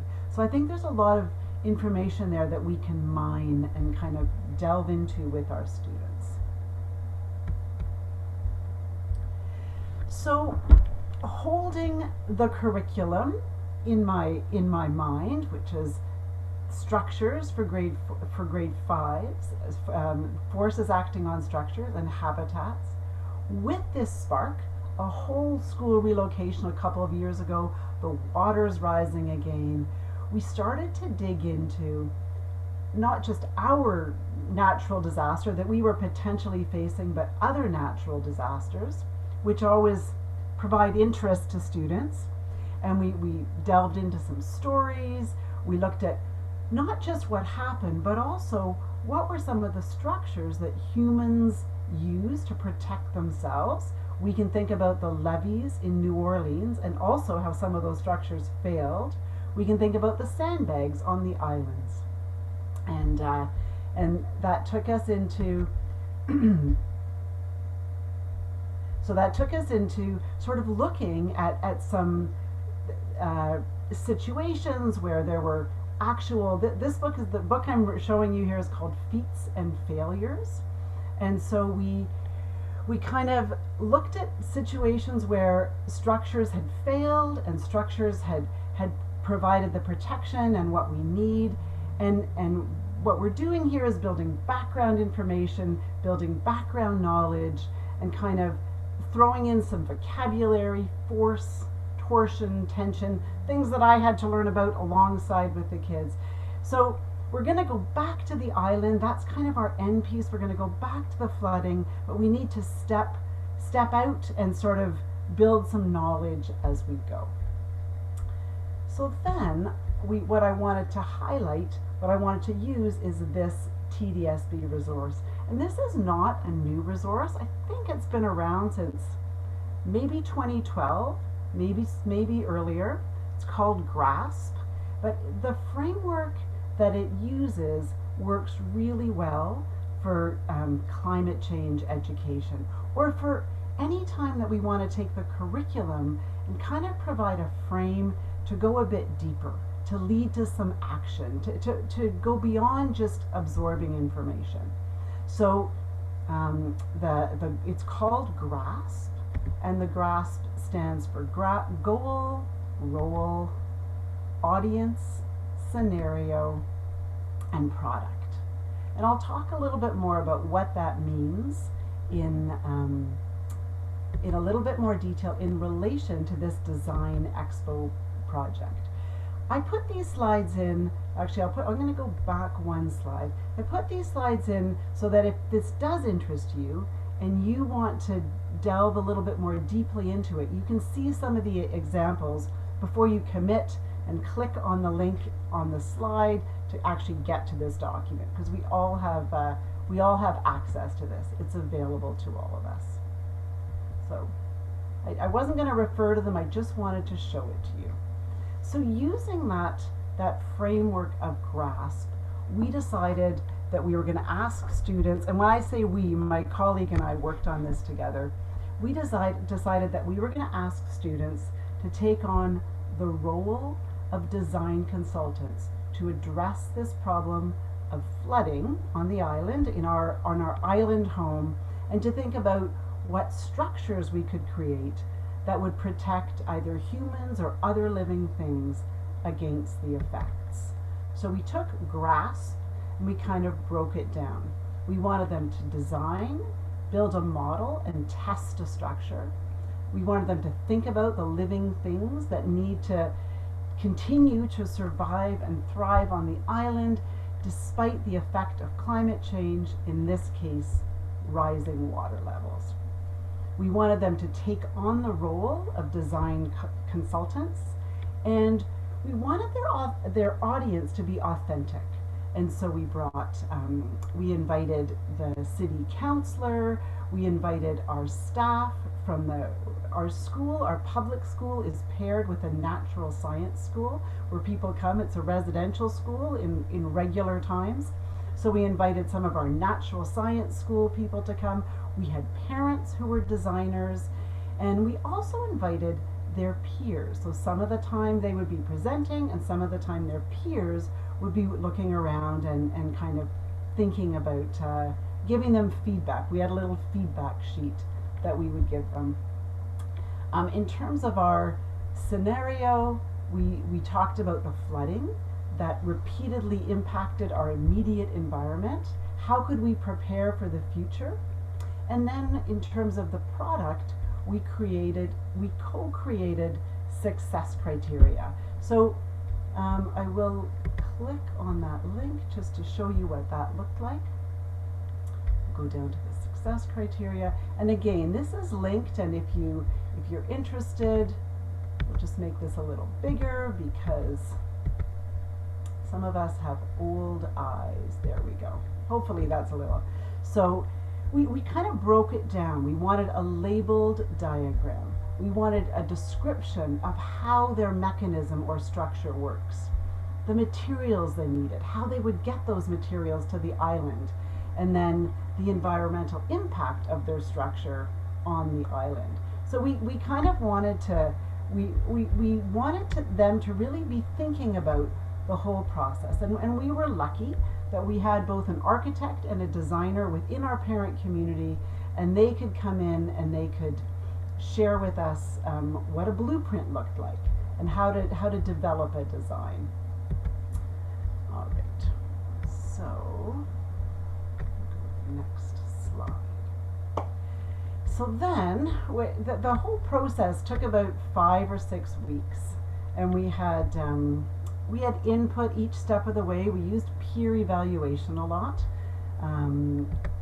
feedback, student feedback, teacher feedback, and this was the actual event, the Design Expo. So there was about 45 kids presenting in a giant U shape. We had a big space in our room that we could use. Our expert visitors came in, gave feedback, and it just had there was a lot of energy in the room, and it just was there was a positive synergy about it all. So there's just some images of some of their work, some fairly detailed work, their diagrams that came with it. These three I wanted to highlight. One of them, the one on the left, he had a water management system. So we had a whole system of drainage, which he actually brought in a bottle of water and showed us how it worked. The student in the middle had a boat solution which was particularly charming because he lives on a boat, so his whole life is a boat solution. And then the one on the right is interesting because although it's difficult to see the impact, this student had the idea of raising the roads. And in fact, that's one of the solutions that the city implemented. And so I was able to ride my bike in, take a picture of the raised road, and send it to the student and say, look, the city took your idea. So that was really a heartwarming end to it all. So I've kind of zipped through all that. What I'm hoping to leave you with is this notion of thinking about what's happening around you and engaging with that. And I think many of us as educators, the times we've done that, we know that's where the energy comes from. When Ali was speaking this morning, she talked about how things just fell into, or not this morning, an hour ago. She talked about how things just fell into place, and somebody offered something and somebody else stepped in. And that to me is about being mindful of what's already happening within your community and using that as the spark. The consider piece is to really delve into those excellent resources that are available for us and to use those resources to frame our thinking. And as I was a teacher librarian for 10 years, and what I learned in those 10 years, the one thing was to hang on to those excellent resources as you travel through your journey as an educator, because you go back to them again and again, and of course you add on to them over the years. And then I would encourage the advocacy piece and really trying to find ways to get student voice, to harness that energy, because once their voices are involved and they feel heard and that they're being listened to, I think we can change the world. So I said I was going to come back to this quote, and I will. Whatever you do or believe you can do, begin it. Boldness has genius, power, and magic in it. Begin it now.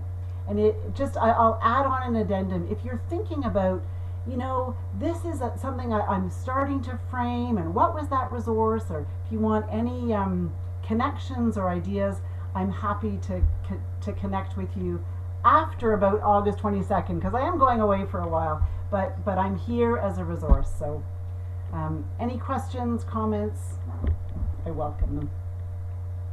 Thank you, Sybille. That's fantastic.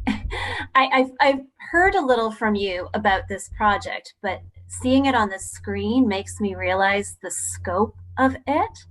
And I love how you framed it in grasp. Like, that's just finding a real, authentic problem that the kids can hook onto, even if it's a messy, big problem, and then coming up with a role scenario. Fantastic. I didn't see any questions pop into the chat, so I'm not sure if we want to just go straight to Rebecca. I say we get just it organized and yeah, absolutely, because you know what, we're our energy is starting to flag, so absolutely, let's move on to Rebecca. Okay, actually, can I put in a shameless promotion first, Diana? Sure. I just want to say that both you and Sybille are the instructors for our AQ Part 2 course in environmental education. And that just gives you a tiny little taste from Sybille about the amazing teaching and wisdom that you both have to share when it comes to environmental learning. So I am going to pop into the chat for those who might be interested. It's the links for this summer's courses. Know that we've already started the courses, so you can't join now, but they will be, those same links will be updated again come the spring when we run them again. Thank you. Well, thank you, Sybille. And then I think we'll just go straight into Rebecca, who we see on the screen through her slideshow. And then maybe at the end, Sybille and Rebecca, if there's time, we'll take questions. So it gives a chance for people to percolate and think. Rebecca. Good afternoon. For the past 2 years, I've been teaching at Port Royal Public School, which has been mostly through the pandemic. So I've been pivoting back and forth from in classroom to online, teaching grade 2 and 3 students. Prior to that, I was a junior teacher. So this afternoon, I'm going to share many of the things I've done with grade 2, 3 over this past school year. Despite the pandemic, I feel environmental education and teaching about climate change is extremely important. So I made sure that I continued to set high expectations for myself in terms of teaching about environmental education. Every year I set a goal to choose an important issue with my class and work on inquiry-based projects related to environmental education. I want my students to learn to become environmental activists and leaders in the future. And I believe grade 2-3 students are quite capable of learning and understanding what's going on in the world around them. I strive to teach eco-justice, which is short for environmental justice and links to environmental and social justice issues together. It challenges both humanity's destruction of the earth and the abuse of economic and political power, which result in poor people having to suffer the effects of environmental damage. Some of the goals that I have for myself and my students are to teach about the global citizenship and other global competencies, to engage my students in an experiential learning by taking them outdoors, to teach them about the global sustainable development goals, to raise awareness of water-related issues around the world, and to teach about water conservation, to teach about energy conservation. So when Diana introduced me in the beginning, she mentioned about the Energy Diet Challenge, which I'm going to talk more about, and to focus on big ideas of sustainability, the ability to make a difference, as well as fairness and equity. Despite the pandemic, like I said, I found it was a priority for me to continue with my environmental education lessons. Certainly had a very different classroom experience this year. Group work and collaboration was a little different in terms of following the public health nurse rules. So you can see the arrows in my classroom and the single desks, and certainly wasn't the way that I am comfortable with teaching. I rely heavily on the EcoSchool Canada website in terms of their resources, as well as TDSB's website. I'm a big advocate for Twitter, so I learn a lot on Twitter, and I share tweets with my students in my classroom when we're having morning discussions. So here's an example of an EcoSchool tweet where they're talking about the harmfulness of single-use plastics. And like I said, I refer to the EcoSchool TDSB website for their resources as well. The ways that I teach children about climate change is through elementary environmental literacy. And so here's an example of one of Greta's books called Our House is on Fire, and also on EPIC, which I used a lot during virtual learning this year. There are a lot of great books on climate change and environmental lessons. In my current events talks, I'll often use tweets from Twitter, where I'm following a lot of young environmental activists. And then, like I said, I love to take students outside. So here's an example of where I read them a story called The Leaf Man, and then they used the inspiration from the book to create their own pictures. So community walks are a regular part of my program, and trying to incorporate environmental learning into things like mathematics. So you'll see my students here on the field where I've used some chalk paint to create a human Venn diagram, and we did some sorting through movement. I love to participate in Take Me Outside Day, which is in October. And I talk a lot about waste reduction, and that's a campaign that's often in October as well, and connect that to things like media literacy. October is Walk to School month, and this year, because of the health restrictions, we didn't run morning announcements by sending students down to the office. So we created Google Slides to do our morning announcements, which actually helped a lot with doing things that are EcoSchool related. For example, taking the Walk to School survey every day. So teachers logged in and we did the survey and it filled it out in live time. My school this year is awesome in terms of it being part of the OPAL program. And so it's a lot of fun to take my students outside and see what they're able to create. Even the older students, they go out and they build for structures like Sybille was talking about in terms of grade 5 curriculum. We did a parent survey in terms of figuring out the sustainable transportation in our school. So 69% of the students walk, 15% drive, 11% carpool, and 3.8% were biking to school. We do have 2 bike racks at the front of the school, which were being well used. Our attendance this year was actually only at 25% of what we normally are at. I highly recommend this book for anyone new in education. So it's a great book in terms of connecting Indigenous perspectives with environmental inquiry. And this year I taught my students about the 7 sacred teachings and made sure to try to connect back to environmental lessons to Indigenous ways of knowing. Like I mentioned, the morning announcements we did through Google Slides, so increasing student voice in terms of sharing environmental messages were very easy to do this year school-wide because we were able to create little videos to put into our morning announcements. So this is an example of a student talking about the battery recycling program that our school was doing. And another little commercial, we were calling them, on Buy Nothing Day. Connecting on Twitter, you'll often see tweets, for example, about World Soil Day. So this was like inspiration for a whole unit I was doing with my grade 3s on soil and talking about why soil is important. And then just a great tweet like this helps to bring up great discussion. So there was a lot of new words here that my grade 2, 3s, had to work through. But they have an awareness of climate change based on what they're seeing on TV. And they want there to be something that they're capable of doing to improve the situation.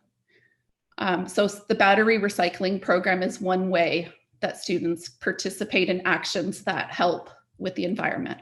And I like to connect it to math. So you can see here that we were graphing the type of batteries that we were collecting. And always to use recyclable materials in our program. So you'll see I've got yogurt lids for creating little clocks and our paint trays. Every student needed their own supplies this year. So I had them keep bringing in recyclable materials from home that we could use in the classroom. The Energy Diet Challenge changes year to year, but this year there were 17 challenges, and its focus is to teach students about energy conservation. And so in the 17 challenges, this is an example of, during virtual, how we participated in a discussion on how we could use less energy. I always love to participate in Winter Walk Day. Unfortunately, we were in quarantine on this day, so we didn't get to do our community walk, but I encourage students to go out for a walk with their family and to find things on this little I Spy list. And then to encourage them to get outdoors as much as possible. So my class unfortunately had a case of COVID and we were in quarantine for 2 weeks in February. So I tried to encourage those whose parents were able to take them outside as much as possible. Here's another example from the Energy Diet Challenge of teaching students about food miles. And this is the video. So in the challenge, one of the challenges is to have students create a video. I'm going to share this video with you. One of the criteria is it has to be less than 1 minute. And the Energy Diet Challenge is a contest. We want to protect the environment. We have some tips how we can. Always use a reusable water bottle. If you do this, you can help save the earth. We need to stop polluting the ocean with plastic. Put recycling in the right place. Please don't litter. Don't cut trees down because they give us oxygen. Plant more trees. Close the tap when you're not using it. Walk to school to save the earth. Bike to school instead of taking a call. You can use natural sunlight and save energy. See, there's still light. You can turn off the lights when you leave the room. Wear a sweater when you are cold instead of turning the heat. Also, don't open your windows when the heat is on. Your furnace will work harder. And remember to take care of the earth. And believe it or not, this was created during virtual learning. So even, there's always a way to get something done if you really want to. The students created the Google drawings and then shared them with me, and I used a program called Moat.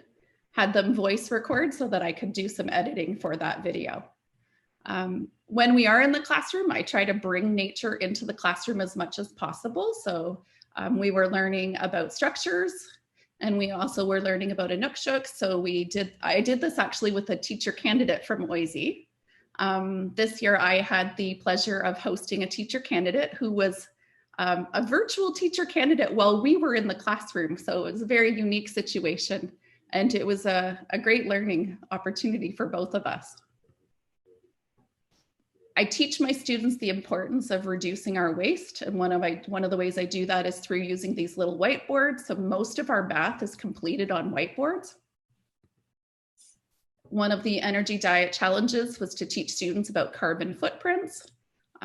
We were virtual at this time, so using a book on EPIC called How to Reduce Your Carbon Footprint.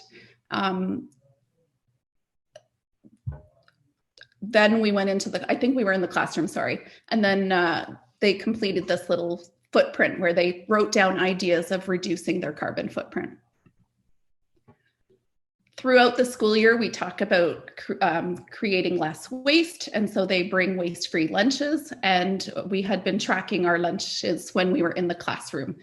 We are a boomerang school. So even before COVID, we were sending home anything that came in their lunch bags with students. Every year I love to participate in World Water Day, and this was a great tweet that came out this year where it was resources I shared on water issues. And my students learned that there are problems with water all around the world and even here in Canada. And then in our Google Classroom, we were able to learn more by sharing resources such as the book, The Water Princess, talking about what a watershed is. This is another example of the Energy Diet Challenge. It's called the Buckle Up Challenge, and we were talking about sustainable transportation. When we were at school, we were able to get outdoors as much as possible. And then this was the first year I've ever run Eco Club as a virtual club. So they loved playing Kahoot and participating in activities. So in this Kahoot, we were learning about food waste. This is a morning announcement where we're sharing energy saving tips. And then again, like I said, I often shared tweets with other young environmental activists. One of the things that we discovered this year through using a program called Raz Kids, where we're reading online, is that they would make a donation of water with the points that the kids earned from reading. And then participating in events that are often on EcoSchools TDSB calendar or EcoSchools Canada calendar. So April 8th was Goosepaper Day, National Goosepaper Day. And one of my students created a video of something that you could create out of the goosepaper. Using environmental themes to connect to literacy. So here's an example of a student's poem about Earth Day. And then having them create something new with recycled materials. This year we won $458 from the Energy Diet Challenge. So it is a contest. Everyone who finishes the challenge, all 17 challenges, shares a portion of the $10,000 prize pool. And this money I use in my school often to support our Eco Club initiatives. I often refer to the TDSB's Take Me Outside calendar. So I wanted to make sure that people are aware of this calendar. And I follow the calendar in terms of events like World Ocean Day in June. So this is an example of Pixton comics that my students created on World Ocean Day. I'm proud to say that we achieved gold status this year despite the pandemic. And then I wanted to just share this resource in terms of making sure that you're always choosing equitable and culturally relevant and responsive resources. So this is a TDSB document.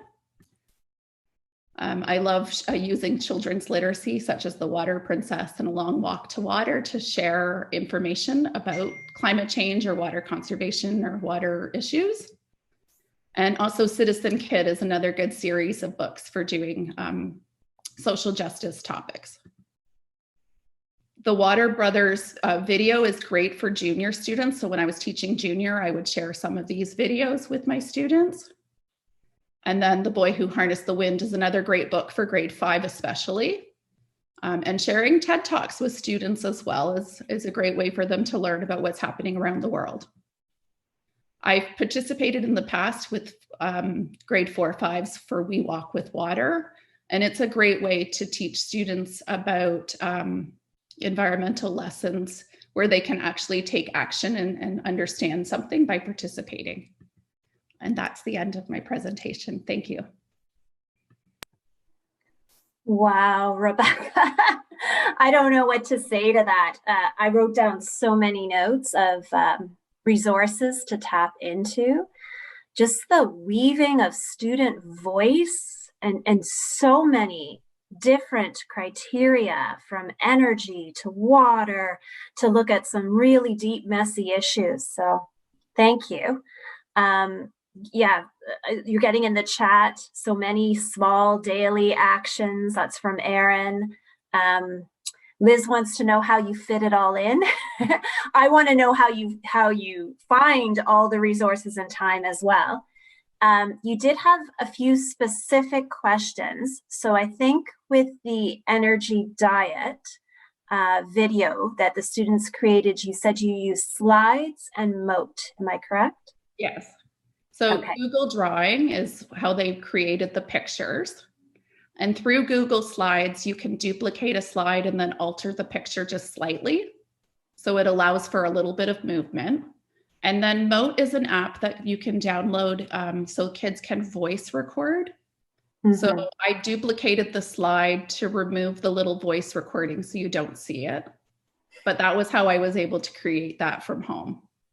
Okay, and then Sybille had a question about whiteboards. How do you capture their thinking if it's a whiteboard that can be erased? During the hosting of the teacher candidate, I used my cell phone and took pictures and sent it to the teacher candidate, and she was uploading them into our math classroom. That worked perfectly because there was a partnership. When I'm alone, I would take the pictures and do my best to share in the Google Classroom as often as possible, but I didn't capture every single picture every time. Okay, and your Twitter is full of many of the examples that you do capture, so I highly recommend it, following. Yeah, when I was asked to do this presentation, it was easy just to review my tweets in terms of remembering what we did this past school year. But I do want to say, like, you know, what I'm realizing from Ellen is that, like, I do a lot of environmental education work, which is related to climate change, but not necessarily as like scientific focused with my students. So with primary students, I want to teach them about the small actions that they can do to make a difference so that it doesn't cause eco-anxiety in them. I think that's a key point, because elementary, there's a range from kindergarten to grade 6. And we definitely have a role to play in tackling the big issue of climate change. But I especially like how you broke up the vocabulary and like you said, broke down that climate change is about race. It is about equity. And I think those are conversations that definitely can happen even with young learners. Mm-hmm. I don't know if anyone in the group has a question for either Sybille or Rebecca, but we do have a little bit of time. Am I right, Hillary? Yeah, absolutely. In fact, there was a great question from Aaron, and can we pose this to both teachers, which is, how do you deal with climate anxiety that you're hearing from young students?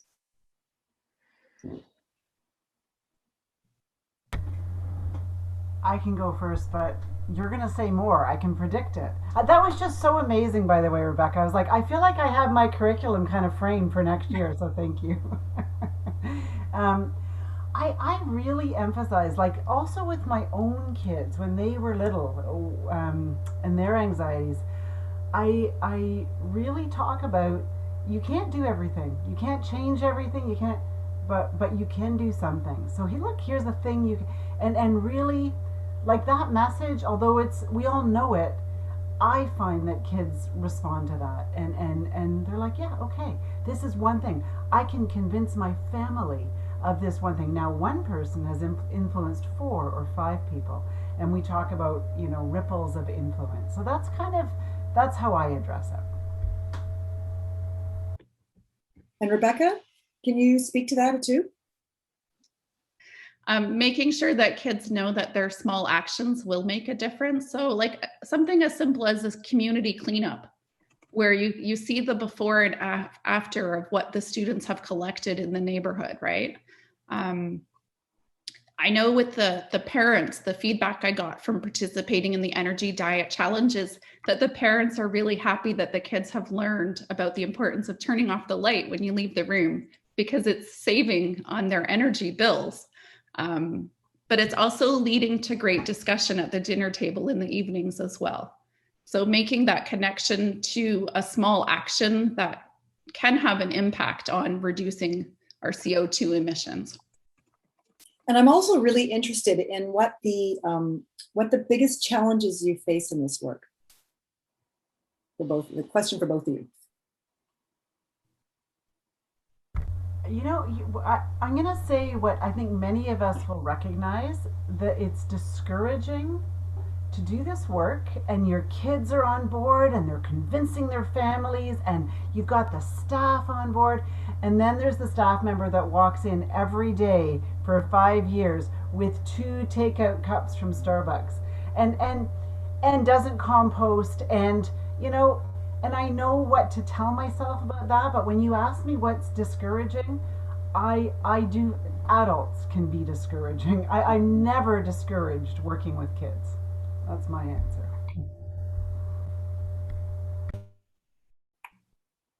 And Rebecca, what do you think? What's challenging for you? I think sometimes getting your administration to see the importance in terms of what you're doing and why you're doing it. But you've got a solution to that. You got to tell people. My solution to that was to go into administration. So that's what I'm working towards.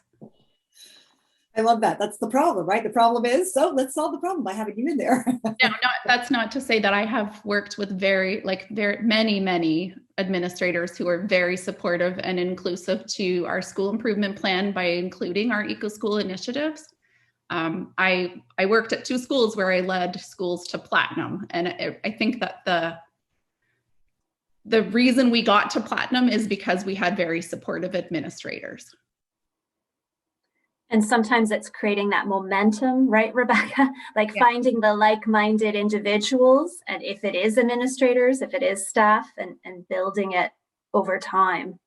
Mm-hmm. There was a question, if you could, Rebecca, just elaborate a bit more on how you shared the tweet that was around climate is an issue, and the various vocabulary used in it. So we had talked about the Sustainable Development Goals and how the resources in the world are not always shared equally or fairly. And so we talked about how climate change is affecting different parts of the world in different ways. One of the things that the kids were remembering was the fires in Australia, because that was something that was in the media a lot, and they could see the visual impact of that happening. And that was what led to this tweet and discussion, is that we'd already done some work on our Sustainable Development Goals and talking about the world's resources and what we need to do to ensure quality of life for everyone.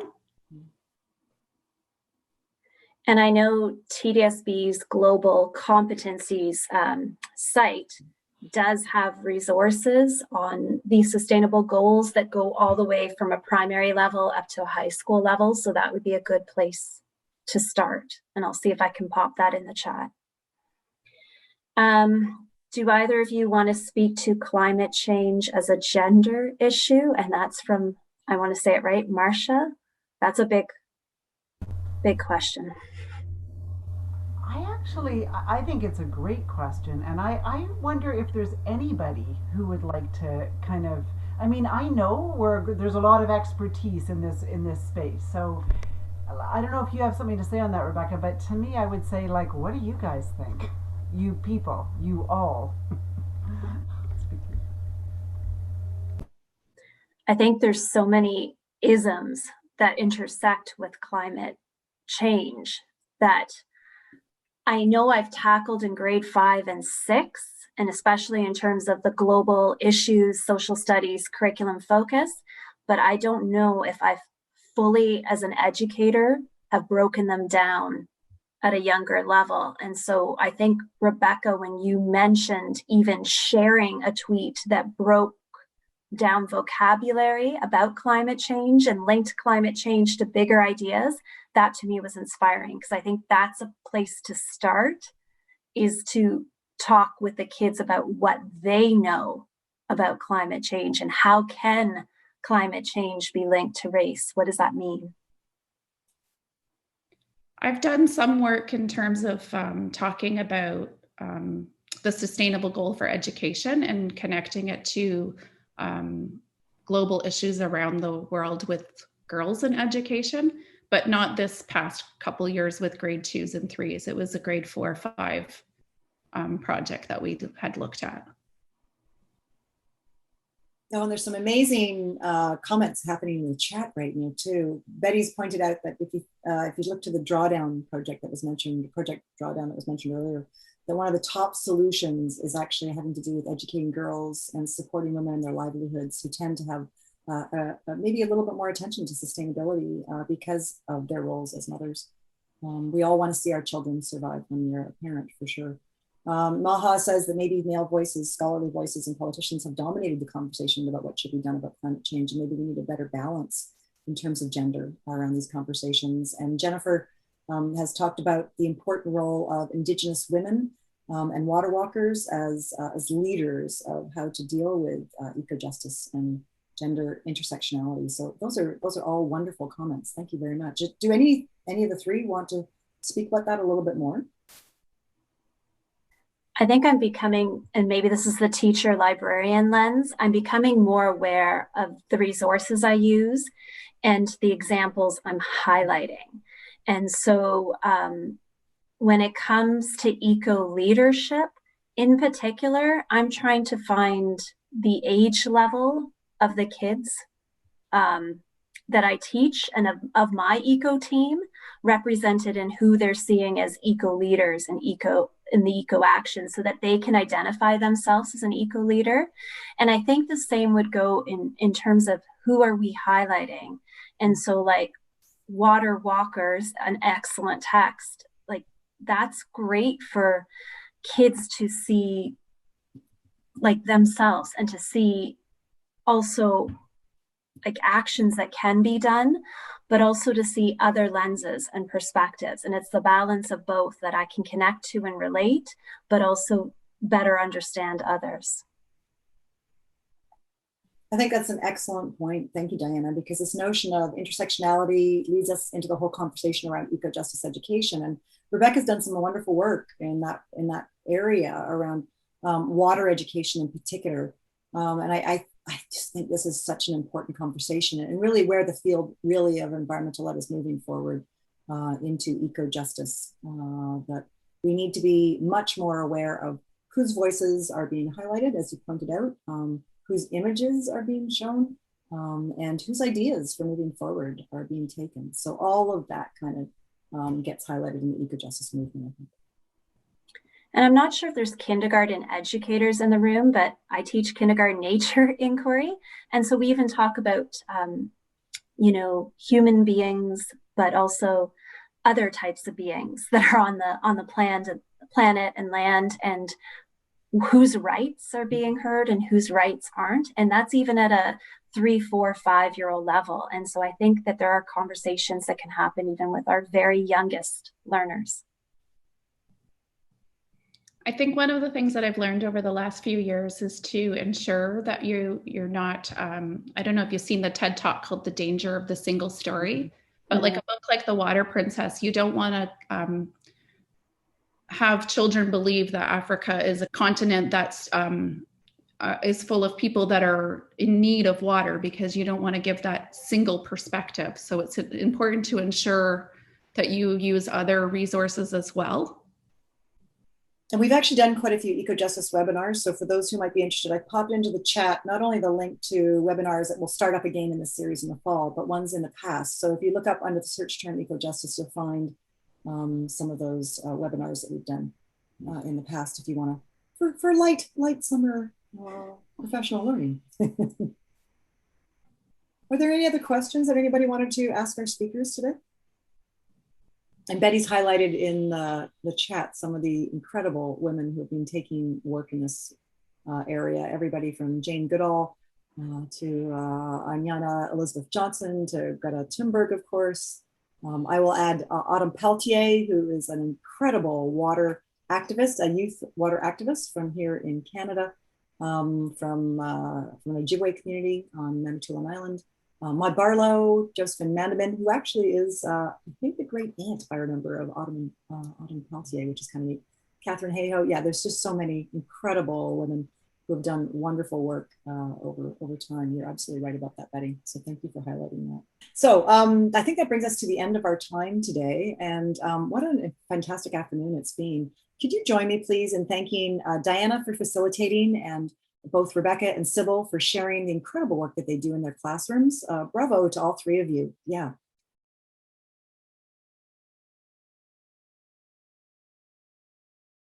Welcome back, everyone, to the intermediate and senior session of our Climate Change Education Forum. My name is Linda Ryan. I'm one of the co-instructors of the Environmental Ed AQ. And I'm just thrilled to introduce Farah Wadia and Virginia Dawe, who will be sharing their work with their intermediate and senior students. So I'll introduce Farah first. Farah Wadia is a grade 7 and 8 teacher at Agnes Smithville Public School, who completed her environmental education specialist qualifications at OISE in 2016. Farah's class received the 2015 RBC Evergreen Watershed Champion Award for their inquiry on water. She believes in providing her students with opportunities to lead and create change as stewards for our Earth. Welcome, Farah.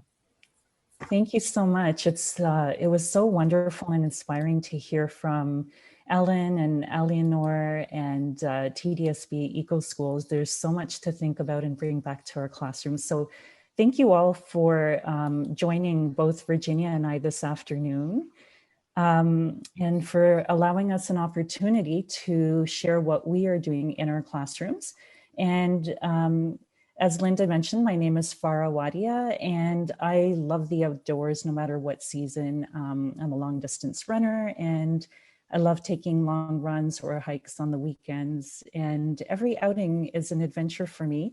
I truly believe that it's my love of nature that kind of fuels my passion to create change and to raise awareness and advocate for various eco-justice issues and create that positive change. As mentioned earlier, I am a grade 7-8 teacher, but I'm the only grade 7-8 teacher in my school, which means I teach both grades, all subjects except for French and music. And the bonus with this is that I get to integrate climate change education and environmental education with all of the subjects I teach.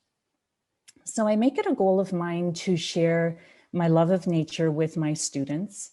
I feel this quote by David Sobel explains my thoughts as to why. If we want to flourish, if we want children to flourish, to become truly empowered, let us allow them to love the earth before we ask them to save it.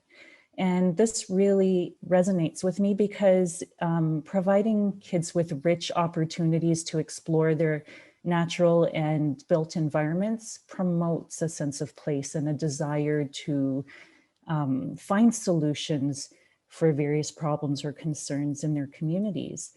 I use a lot of inquiry in my intermediate classroom, and it is student-led. And of course, I help to facilitate and ensure that the curriculum is covered, but the kids know that I value their voices, and this makes it more engaging, and their learning and actions are more meaningful and relevant. So to begin my long-range plans for the year, or my roadmap, as we call it at our school, I use guiding inquiry questions like these.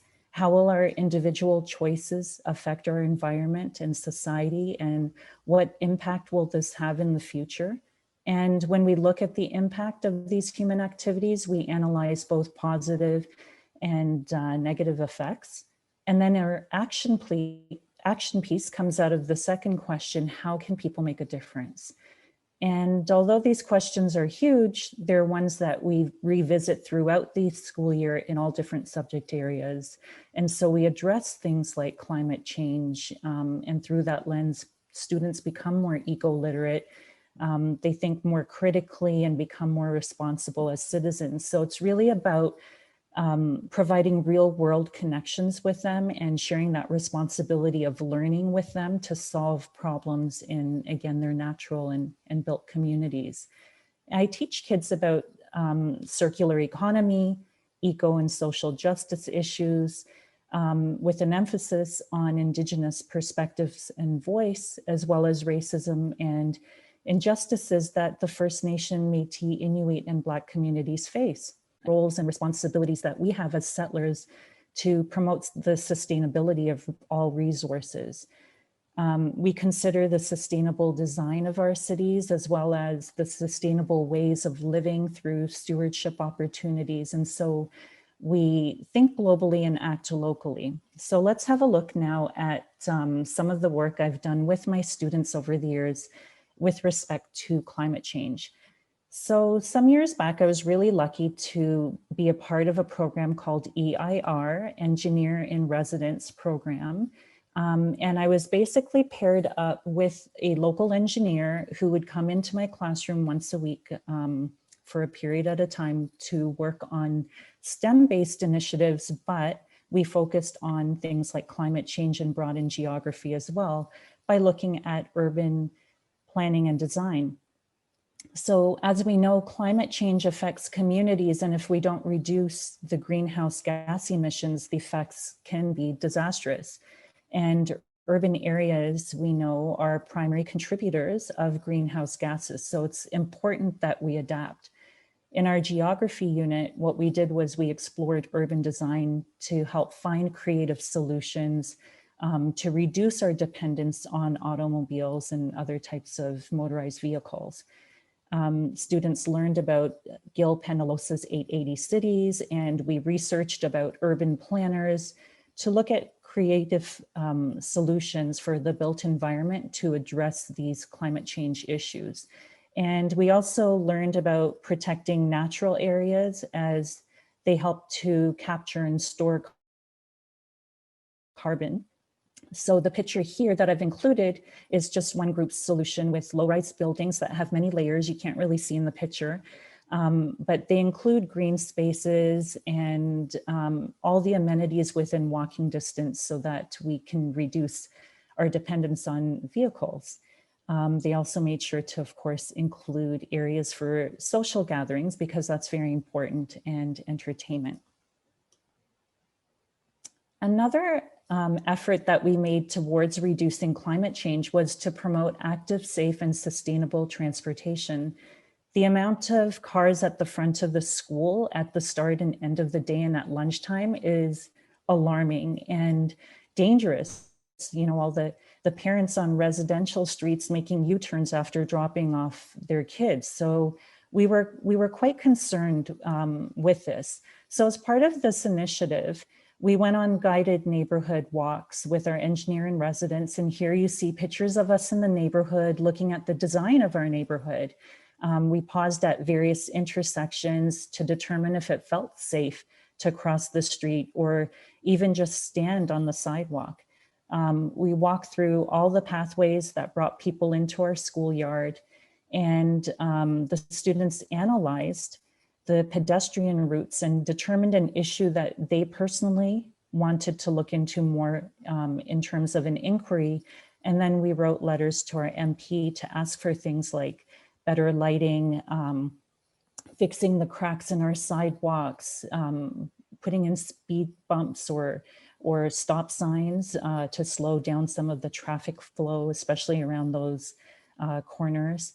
And a request for a bike lane and also garbage cans so that there isn't as much litter and it's more appealing when people are out. And all of this was in an effort to promote greater, safer, sustainable activity. So encouraging people in our community to, as they said, walk, bike, or roll to school. Unfortunately, we never heard back, but the kids did find the experience valuable because it was real and meaningful. They wrote to someone, and our principal also purchased a couple of bike racks for the front of our school. We had a public nurse come in and she talked to our school about bike safety, again, all in an effort to promote active transportation and discourage kids from being driven to school. And as mentioned earlier, since I'm the only grade 7-8 teacher in my school, most of my class ends up being in my eco club. And we started a Walk to School Wednesdays campaign in 2017, and it's evolved since then. But basically, we began with school-wide assemblies to talk about the physical, mental, and social benefits of walking to school, as well as the fact that you're helping the environment by reducing carbon emissions, by keeping the car at home. Kids were assigned classrooms, and you can see on the left of the screen here, we used a Google spreadsheet to conduct our audits, and kids would go on Wednesdays, and then afterwards we chose random days to just audit and see how many kids actually walked to school and determine the percentage of the number of kids walking to school in each class. And then at the end of the month, Student of the Month assembly, we awarded the top 3 classes with a certificate, which then eventually got replaced with a walking award, the little wooden doll here that you often see in art stores. And the kids loved it, loved displaying it in their classrooms for the month until the next assembly. So just fun and engaging ways to get the little ones excited. Another human activity that contributes to climate change is the amount of waste that we produce, but also as consumers, what we buy, what we purchase, and the amount that goes into the packaging of materials that we buy. In language, we looked at the difference between a linear and circular economy, the linear economy being one in which we have raw materials that are mined and processed, and then we create products with them and eventually throw them away. They end up in landfills. They have a short lifespan. And as trash breaks down in landfills, it releases methane and nitrous oxide gases, which contributes towards methane gas being in our atmosphere. The circular economy is more of a model that avoids landfills. It involves sharing, leasing, reusing, repairing, refurbishing, recycling existing materials, trying to kind of keep them as long as possible. So it helps to keep waste to a minimum.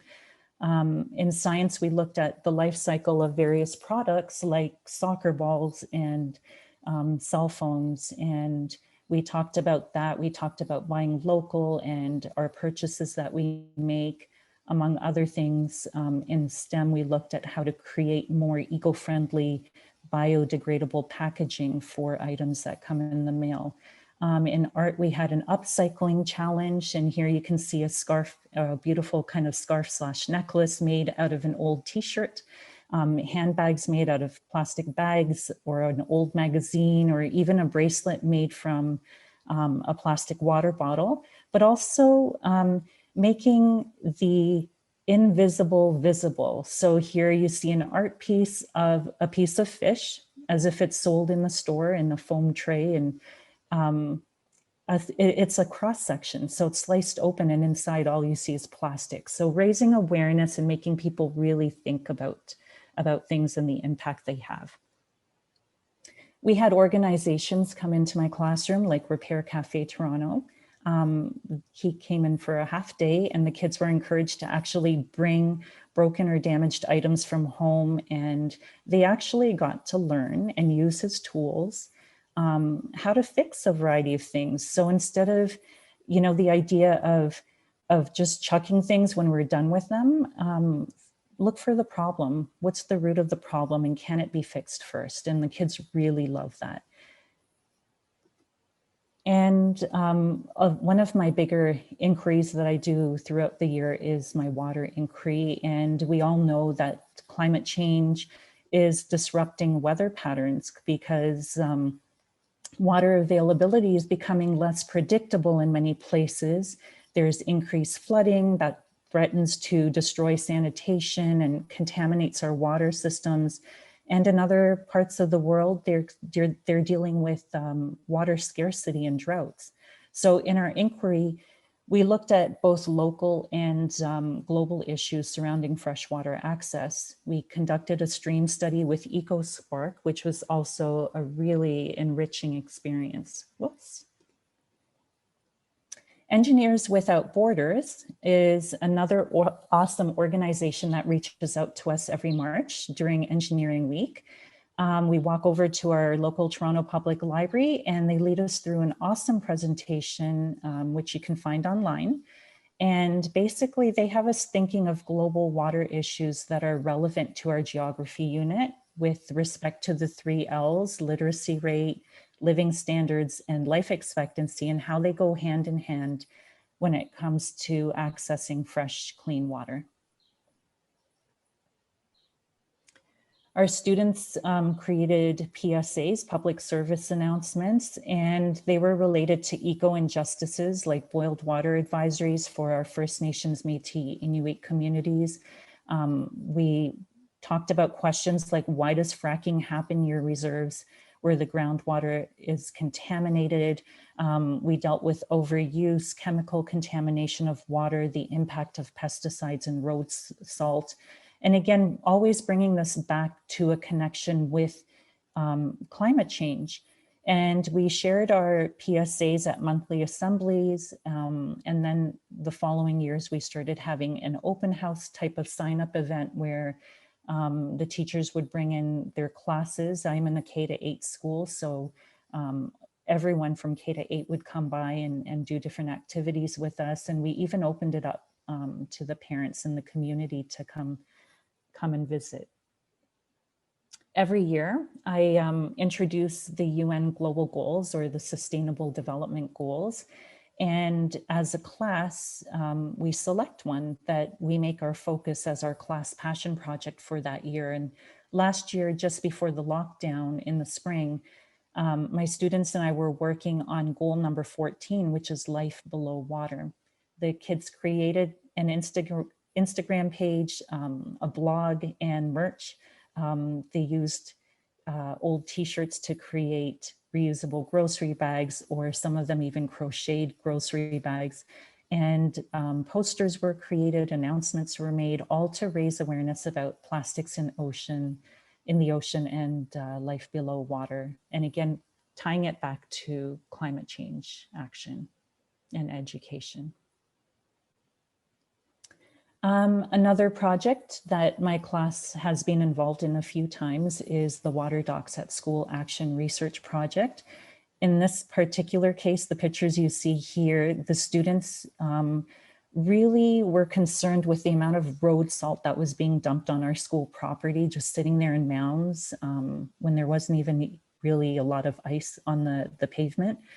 But it's as what Pam Miller always calls the wicked problem. We need the salt. We need to make sure people are safe, but at the same time, you know, our facilities are using a lot, and we wanted to raise this awareness. The kids made a stop animation film. We included an interview with Carl Mitchell, an associate professor of environmental science at U of T Scarborough campus. And then as a celebration, we went to the screening at the Ted Rogers Hot Dog Cinema and got to meet the Water Brothers, Tyler and Alex Mifflin, who are also a part of this project. So lots of fun ways of getting kids involved. We wanted to do more though than just raise awareness. We wanted to take action about various issues, and we know that planting trees improve water quality, but they also help to remove and store carbon. Trees reduce the heat island effect of urban buildings, and they help to cool our cities while providing us with clean air. They conserve energy, save water, prevent water pollution and erosion, but they also heal and they bring people together. And so I made a connection through my former principal, Bill Parrish, with Friends of the Rouge watershed. And over the years, we've planted hundreds of trees with them. It's really, really rewarding.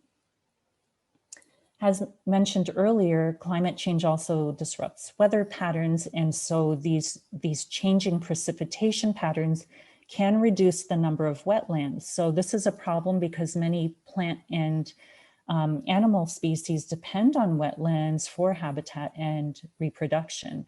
Wetlands also store carbon. So I love working with the Toronto and Region Conservation Authority each year. They have an amazing program called the Aquatic Plant Program, or AP for short. And we get seeds for native aquatic plants just before the March break, which we then grow and monitor in our classrooms. And then in the spring, we transplant these into a local wetland like Tommy Thompson Park or Morningside Park. So it's really cool and the kids love it. In addition to the TRCA, there are so many NGOs out there that will come and talk to you. We've had organizations talk to us about grassy narrows, the impact of mining industries on water systems and more. So it's just about making connections, and it's totally worth it.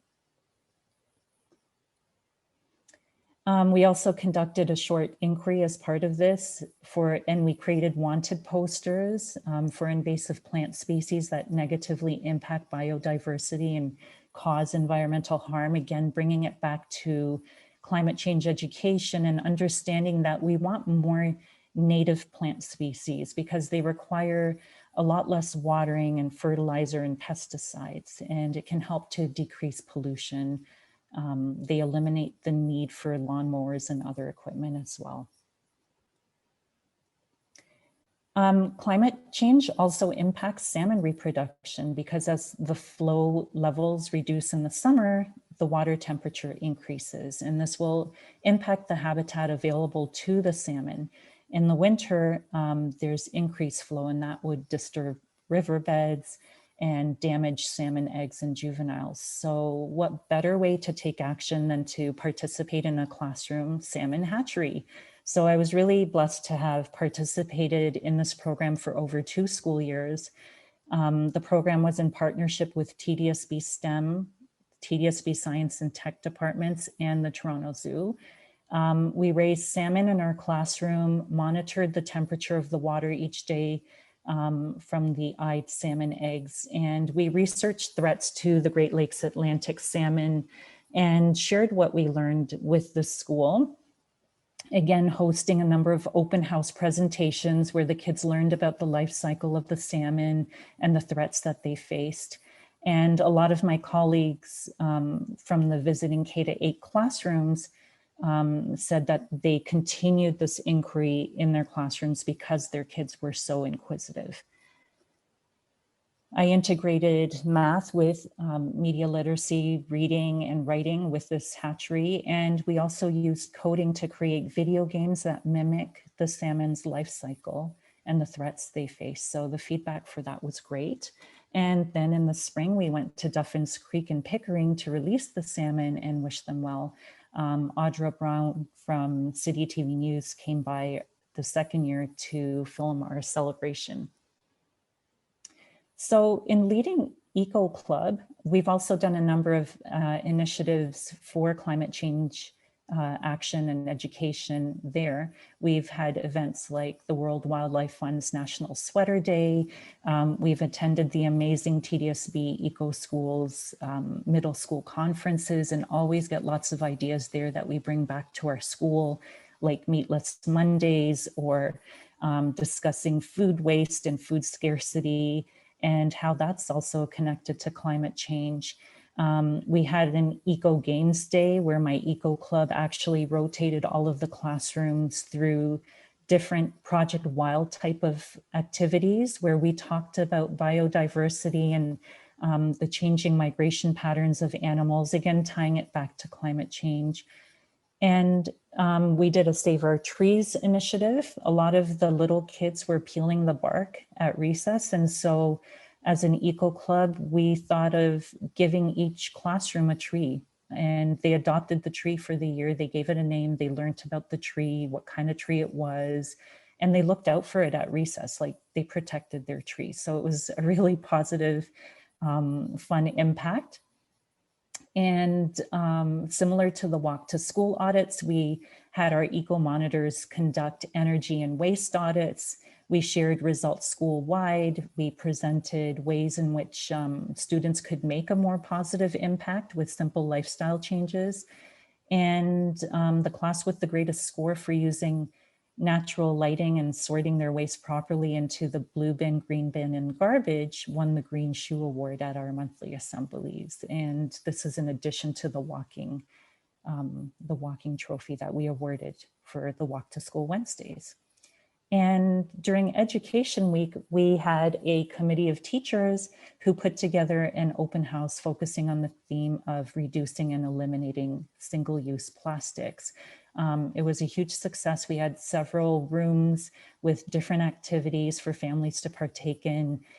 We had a zero waste company, vendor, Eco and Amore come into our school, and that was a huge hit. It was one of the most engaging and fun events hosted for our school community. And not only were we successful in raising awareness about the impact of plastic pollution on climate change, but also sharing ways in which we could eliminate single-use plastics. So as I bring my presentation to an end, I just wanted to look at a couple of quotes or reflections from my students. Here's one, and I think it speaks volumes. I try to raise awareness of climate change when I can. My parents used to not believe in climate change, and now they still don't. This is exactly why we need to raise more awareness for the cause. I can definitely tell that my parents are taking climate change into consideration and listening to what I say towards the cause. If more people were to raise awareness, more people will eventually realize that this is a problem that affects us all and we need to help. And as part of one of our media tasks this year of being a climate change maker, another student wrote, climate change is a very serious issue and it should be taught to every child in every school. If we keep dismissing climate change and acting like it isn't a threat, then it will be harder to reverse the damage done. It's important for all youth to learn how to step up and find ways to help protect our planet and protect our future, as well as the future for the next generations. So I thank you very much for letting me be able to share the things that I've done in my classroom. If you have any questions, please do let me know. And I've left my email here as well as my Twitter handle, should you have any questions about the activities that I've shared today. So thank you.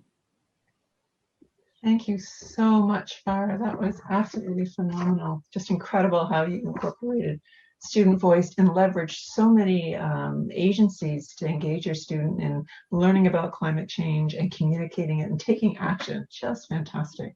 Thank you. Folks, we will have an opportunity at the end of the session to open the floor to a broader discussion. So Farah will be with us and she will be available to answer more questions later at the end of the session. So thank you so much, Farah. Thank you, my pleasure. So I'd like to introduce our second speaker for this afternoon. Virginia Dawe has a background in earth sciences and has been teaching with the TDSB for the past 17 years.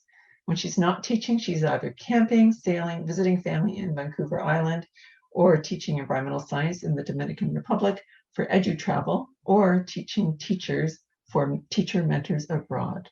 So we're absolutely thrilled to have Virginia share her initiatives with secondary students. Welcome, Virginia. Hello, thank you so much, Linda. Wow, Farah, that was an amazing presentation, so inspiring. I've been taking I know we'll get copies of the PowerPoint, but I've just been taking crazy notes. One year I had our environmental science class participate with the salmon hatchery as well, and we did successfully release some salmon, and that was a really amazing program. I'm not too sure if I've had a look to see if it's still going. I don't think it's still going, but while it did, because I think it was a lot of work for the organizers, but it was a fantastic program. So thanks so much for sharing all that, and for, gosh, so inspiring. I can't believe how much you actually get done. Makes me kind of want to teach grade 7, grade 8, but I don't know if I have the stamina. I'll start my presentation now. My presentation is, I haven't taught environmental science for the last 3 years. I've been teaching in the school within a college program. So teaching at George Brown, teaching students who were having a difficult time graduating from high school. So I'm, I had to go back in my memory and really think about the things that I did do, and the organizations that I reached out to. So I'll be sharing a lot of links and resources with you today. I can make this available as a PDF. I can either send it to Linda or Hillary, because right now it's a Google slide, and I think only TDSB might be able to have access to it. So here we go. You can see that. Okay. So teaching students, through the pandemic, I think mental health, especially in the SWAC program, was a big concern. And I know that climate anxiety or climate change anxiety, it is a big worry for students, and it can be a very heavy and depressing subject if we focus on all the negative aspects that are going on. So I think what I've really tried to do is find so leaders in the community, find people who inspire the students, and find activities that the kids can do and get engaged with, and feel like they can make a difference and empower them. So I think that's really important. So Greta is an amazing and inspirational person, but I think looking beyond Greta and looking for people in other parts of the world who can inspire our students is important.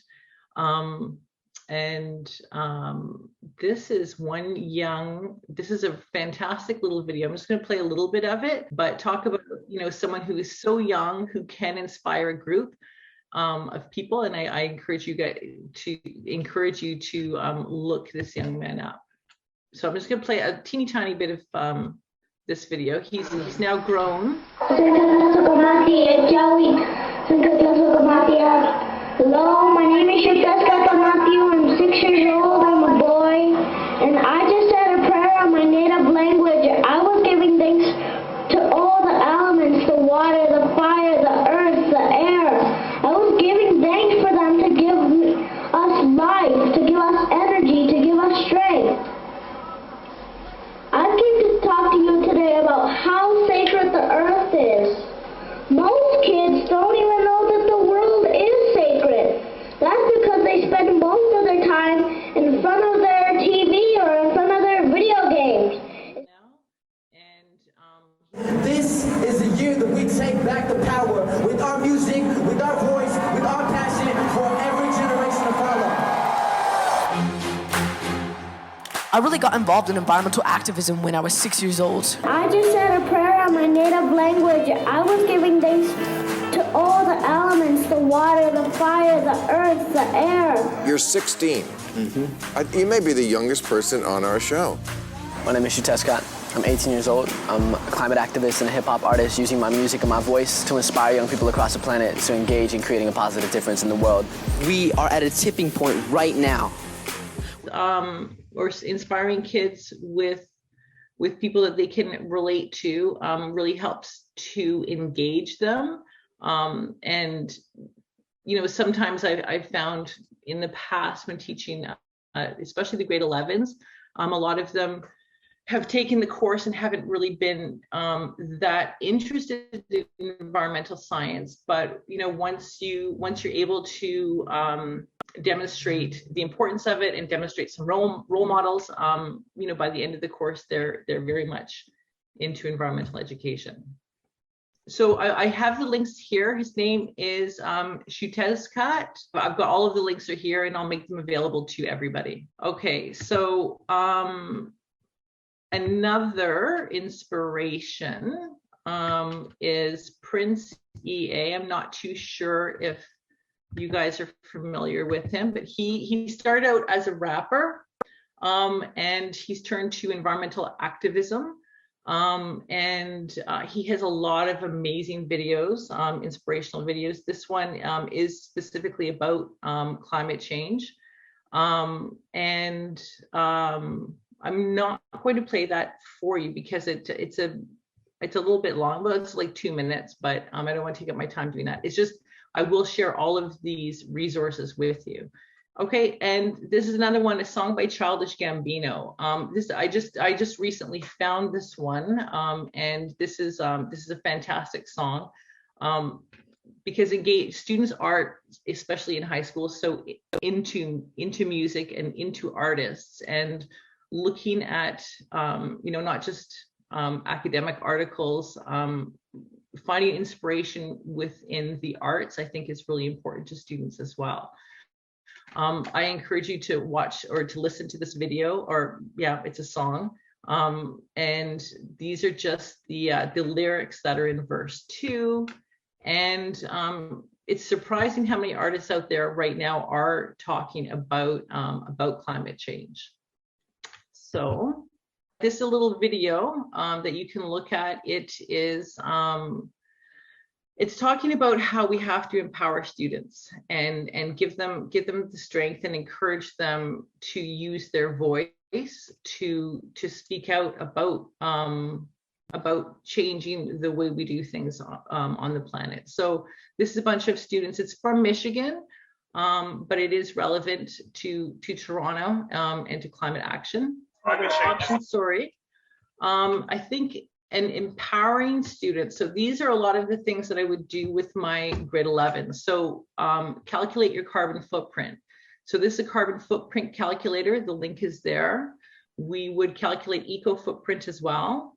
I've participated in the Great Canadian Shoreline Cleanup. That's an amazing opportunity to get kids outside. You don't need to be near a lake.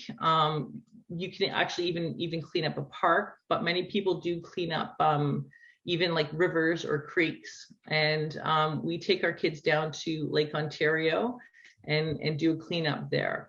Fantastic organization. Well, I also do that with my grade 10s, the eco footprint, participating in the shoreline cleanup. So this will take you to the Great Canadian Shoreline Cleanup website. Really great site. They give you all the materials that you need. They give you a list of things that you can categorize. You can compare your cleanup action to other places across Canada. Planting a veggie garden. So we worked with a local school. We planted a veggie garden at our school, but with the Eco Club, we also partnered with a local elementary school, and we would go over there at lunchtime and work with I think grade 5 students, and we planted a veggie garden and an herb garden with them. You know, brought all the wood, created these amazing beds. They're still there to this day. That was like 5 years ago, so that's great. I had a vermicomposter in my classroom. And, you know, when kids wouldn't eat their apples or they had leftover lunch, we would feed the worms. The kids loved the vermicomposter, and it also allowed us to do soil experiments. So we would test, you know, soil outside and compare it to the phosphorus, potassium, and nitrogen concentrations that you would find from worm castings. That was a really fantastic and actually very easy experiment to do. Also, this participating in citizen science projects. So this can either be done with your classroom or with an EcoSchools group.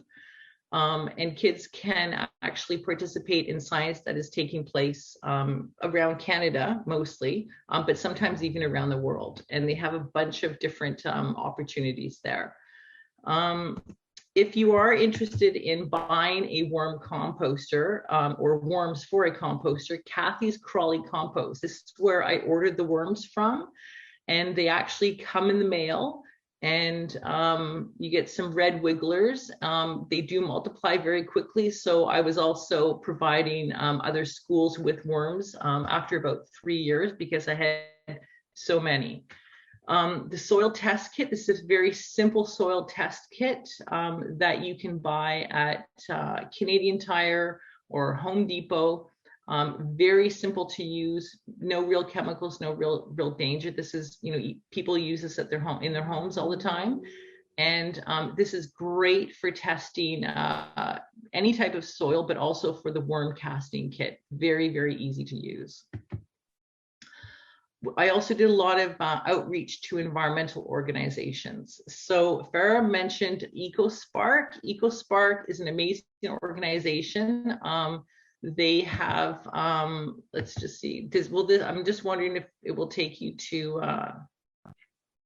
whoops. So that link will take you to EcoSpark. So I'm not going to go there right now because I'm afraid that my screen won't share again. So they have stream monitoring projects. They have a bunch of different activities. You can go out or you can invite them into your class to speak to your class. Forest Valley is an outdoor education center in Toronto. They also have opportunities for basically K-12 groups. And you don't have to just be in environmental science. Their programs range from art to phys ed, geography, all sorts of opportunities at Forest Valley. So I encourage you, if you want to take your kids on a field trip, that's pretty local. That's a fantastic place. Also, Evergreen Brickworks. I've taken my students down there. We've learned about taking a brown something that was an industrial site and bringing it back to life. And actually the work that the Brickworks is doing by cleaning the water in the Don Valley with the different ponds is a fantastic learning opportunity for students. We also did some tree planting with the Brickworks. Black Creek Community Farm, if you're sort of in the northwest, they do a lot of work with schools. Great organization. Most people know about the David Suzuki Foundation, Green Teacher, and I just threw in Project Drawdown because that I didn't know about that, but I thought I would include the link here because that's something I'm actually going to investigate. Sounds like amazing resource to be able to use. Sorry. Now, events for the Eco Club. So I worked with the Eco Club for a number of years, and we did quite a few things. We hosted monthly docu-series. The students would decide on a environmental documentary and open it up to students. We would have popcorn. Kids would come into a classroom that we would open for lunchtime, and the kids ran that. The kids also created a clothing exchange, a swap, to reuse and reduce. We performed waste audits and actually energy audits, and we had a battery recycling program where we had a company come in and pick up our batteries. Community could drop them off, kids could bring them in. Teachers brought a lot of batteries in, so that was a very, very successful. We applied for bike racks. We increased, I think our bike racks, like every year we would add another bike rack. We've got a number of them in the school now, but the kids were very instrumental in advocating for those. Bike tune-up day or bike donation event. Now we haven't done that, but that was one of the activities that the students wanted to do. We just didn't have time. And I worked with the parent council to green our outdoor space and to get some more seating area outside, because we really didn't have any seating area outside. Kids, tried sitting on the grass, but not very comfortable. Just to encourage kids to be outside. We were working with parent council to try and get an outdoor classroom, but I left before that could happen. And hopefully when I go back this year, that is something that I can start back up again. TDSB EcoSchools, worked very closely with TDSB EcoSchools. They have a lot of amazing resources, and actually, more to come after finding out today. That's fantastic. Sorry. Whoopsie. Okay, have students reach out to environmental groups. Eco Toronto. So this is an environmental directory that is very useful. It will give you pretty much all of so many ecological organizations in Toronto, environmentally friendly organizations in Toronto that you can reach out to. The kids could investigate different organizations. We had students do projects on different NGOs and the positive work that organizations are doing in and around the Toronto area. Also, focusing on solutions. So I really wanted to have my courses be solution-based rather than problem-based. A lot of these talk about how students can make an impact individually. This is an important video, actually, because it talks about the difference between individual action and collective action. And although individual action is really important and it inspires and can empower some students, it can be very lonely, and sometimes students can get the feeling like, well, can I even make a difference? So it talks about collective action and how important collective action is in changing our communities. So inviting our local counselor, who actually lived down the street from my high school, to come in and have not a talking session, more of a listening session to students' concerns around climate change and the environment. That was fantastic. Now, not everybody can get their local counselor in, but it's worth writing letters to them because often they do respond. So these are some. This is just a sampling of some of the solutions, but there's a lot of amazing things going on right now in the environment. There's a lot of action, so there's reason to be very hopeful. And a lot of teachers don't really want to teach environmental science or education because they're afraid that it's just all bad news. But there's a lot of really good news and inspiring news out there. So if you don't teach science, there are many resources out there that you can use. So NASA is fantastic. Math and data management, they've got so much data there. Data management, NASA is a fantastic site for that. Climate change and art, there's a link how you can incorporate climate change with art.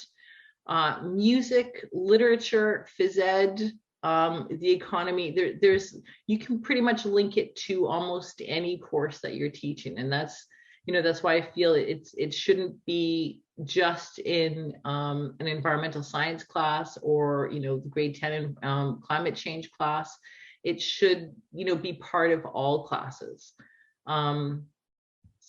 And so let's see what I am in terms of time. I think that's it. I know this is very resource heavy.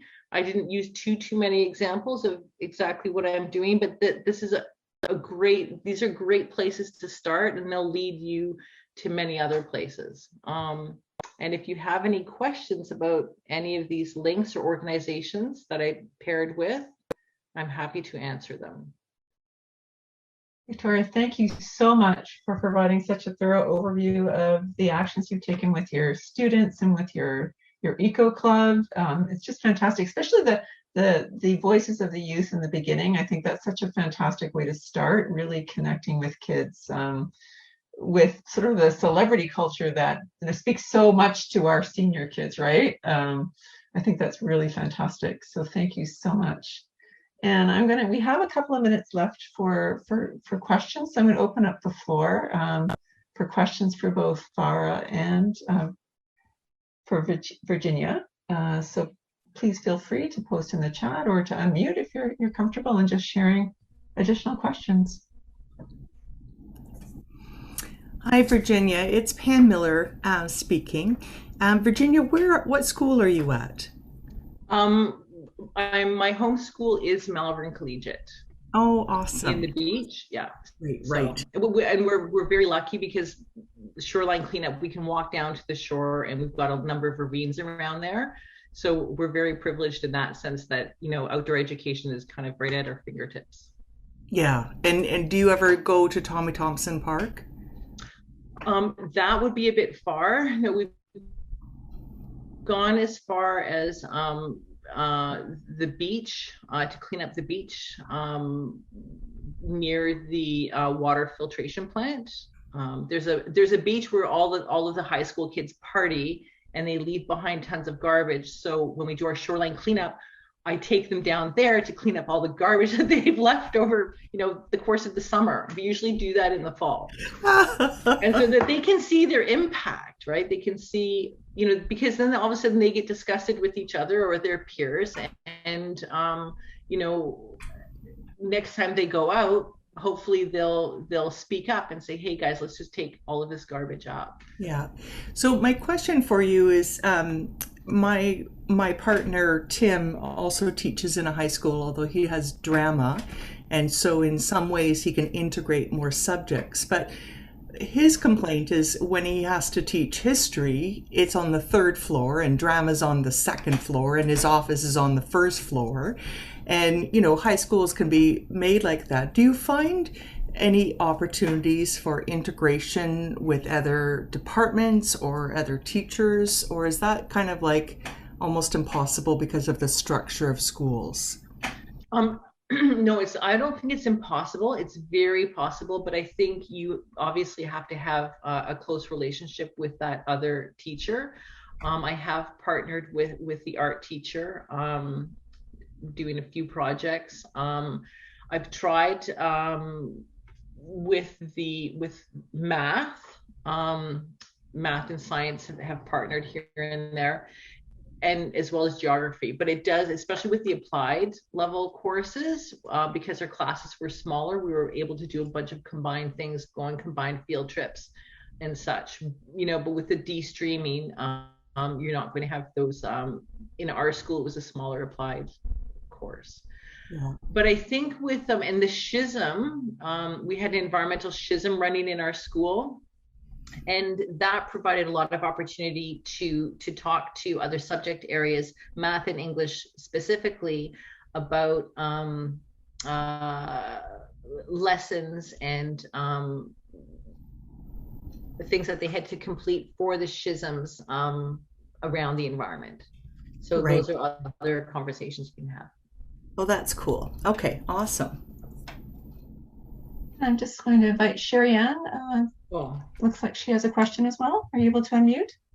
Yes, hi. Can you guys hear me? You can. Hi. My question is for Farah. First of all, let me say that the sheer variety of things you do in your class is just amazing. I am in total awe of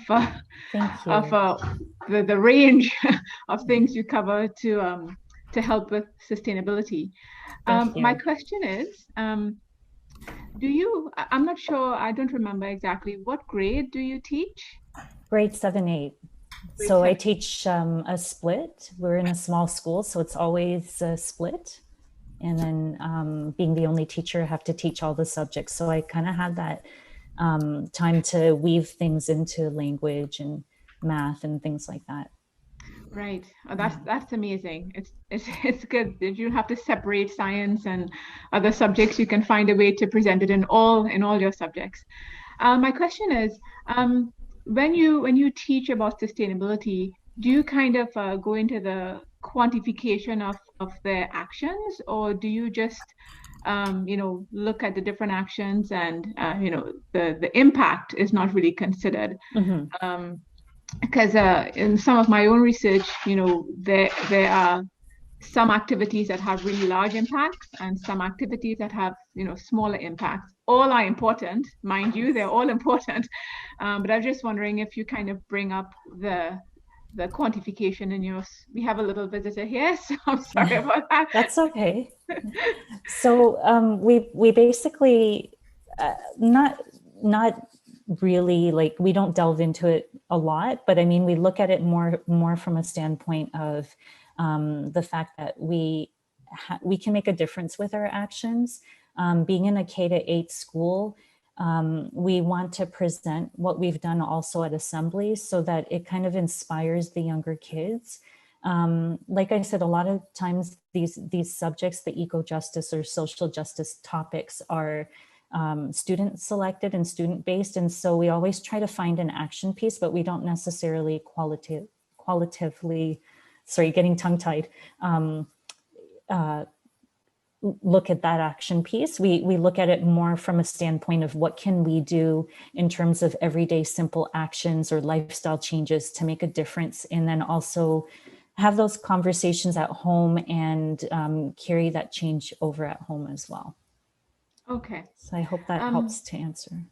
It does, yes. I know a Canadian researcher did some work on quantifying actions we can take. And he also looked at the Canadian curriculum, K-12 curriculum, and saw that there's a lot of items that are missed. And so there's an emphasis more on the smaller impact actions and not enough emphasis on the bigger items. So if you like, I can share his name with you. I'd love that. Yes. His name is Seth. I think it's pronounced Wins, or it might be Wines, W-Y-N-E-S. And so I'm actually using his work to influence mine. I'm kind of building on his work. So I'm focusing on post-secondary students, but I found it very interesting that the focus from his study is that it's more on things that don't have a high impact. And again, they are all important, but there are some things that we can do that are a little bit more important. And one of those things that you mentioned, which is walk to school Wednesday or something like that. Mm-hmm. So transportation is one of those big things. So I really like that walk to school Wednesday. Mm-hmm. It helps for not only for reducing greenhouse gas emissions, but it also helps with the mental health and well-being as well. So it does. I really am. I'm so impressed. So thank you again for taking my question. Thank you very much, and thanks for that information. And Chahine, maybe if folks were wondering if you could pop that researcher's name into the chat for everyone. Oh, absolutely. I can even maybe put his 2 articles as well, so you don't have to look around, rummage for his articles. Yes. Thank you. I think Joanne actually has actually found that and popped that in for us. So thank you. Sorry. So I think someone has actually popped it in, but if you have another link, that would be fantastic. Thank you. Oh, yes. So that's his name. These are not the journal articles I'm talking about, but I'll if you can share, that would be fantastic. Thank you. Thank you. So I'm just mindful of time, and I just want to, we'll have to bring this session to the close. I know we can continue discussing all afternoon. I just want to thank Farah and Virginia again for just fantastic ideas for getting our intermediate and senior students out and about in the environment, learning about climate change, communicating issues about climate change in their local community and taking action both in their schools and their surrounding community. It's just fantastic. And I know our brains are just spinning with all the different ideas and links that you've shared. So thank you so much. And just a reminder to everyone that the recordings of the sessions and the resources will be sent out later this week. I believe that Elise Kennedy is going to be compiling everything and sending us out. So thank you so much, Elise. Thank you again to everyone, all of our presenters earlier, Hillary and Eileen, Ellen, and Kristen for just fantastic introductions to climate change research and action in the TDSB. And thank you to you to taking time out of your summer vacation to join us today for this presentation. So we're just thrilled that you joined us today, and hope that some ideas for engaging your students in climate change education when you return to school in the fall. So thank you so much, everyone, and have a wonderful, wonderful afternoon. And thank you to everybody for joining us today. I'm hoping this is just going to be, for some of you, I know it's a continuation because I recognize lots of names of people who have been with us in the TDSB OISE webinar series over the past year and a half. But I'm hoping for those who are new that you'll continue to work with us moving forward. Come the fall, we'll have more webinars available in this series. And we would really welcome you back. These are open to anybody, regardless of whether you're part of the TDSB OISE family or whether you'd like to be. We always have our arms open and welcoming new people to join this professional learning community. So a huge thank you to all of our presenters from the first half of today's webinar, as well as from the second half. And we will send out the resources and the link to the recording in about, give us 10 days to 2 weeks. To get that editing done. Things are a little tiny bit slower over the summer than our usual 1 week turnaround. And we hope that you will take inspiration from today and start to do this work in your own classrooms in the future. Thanks everybody for attending today.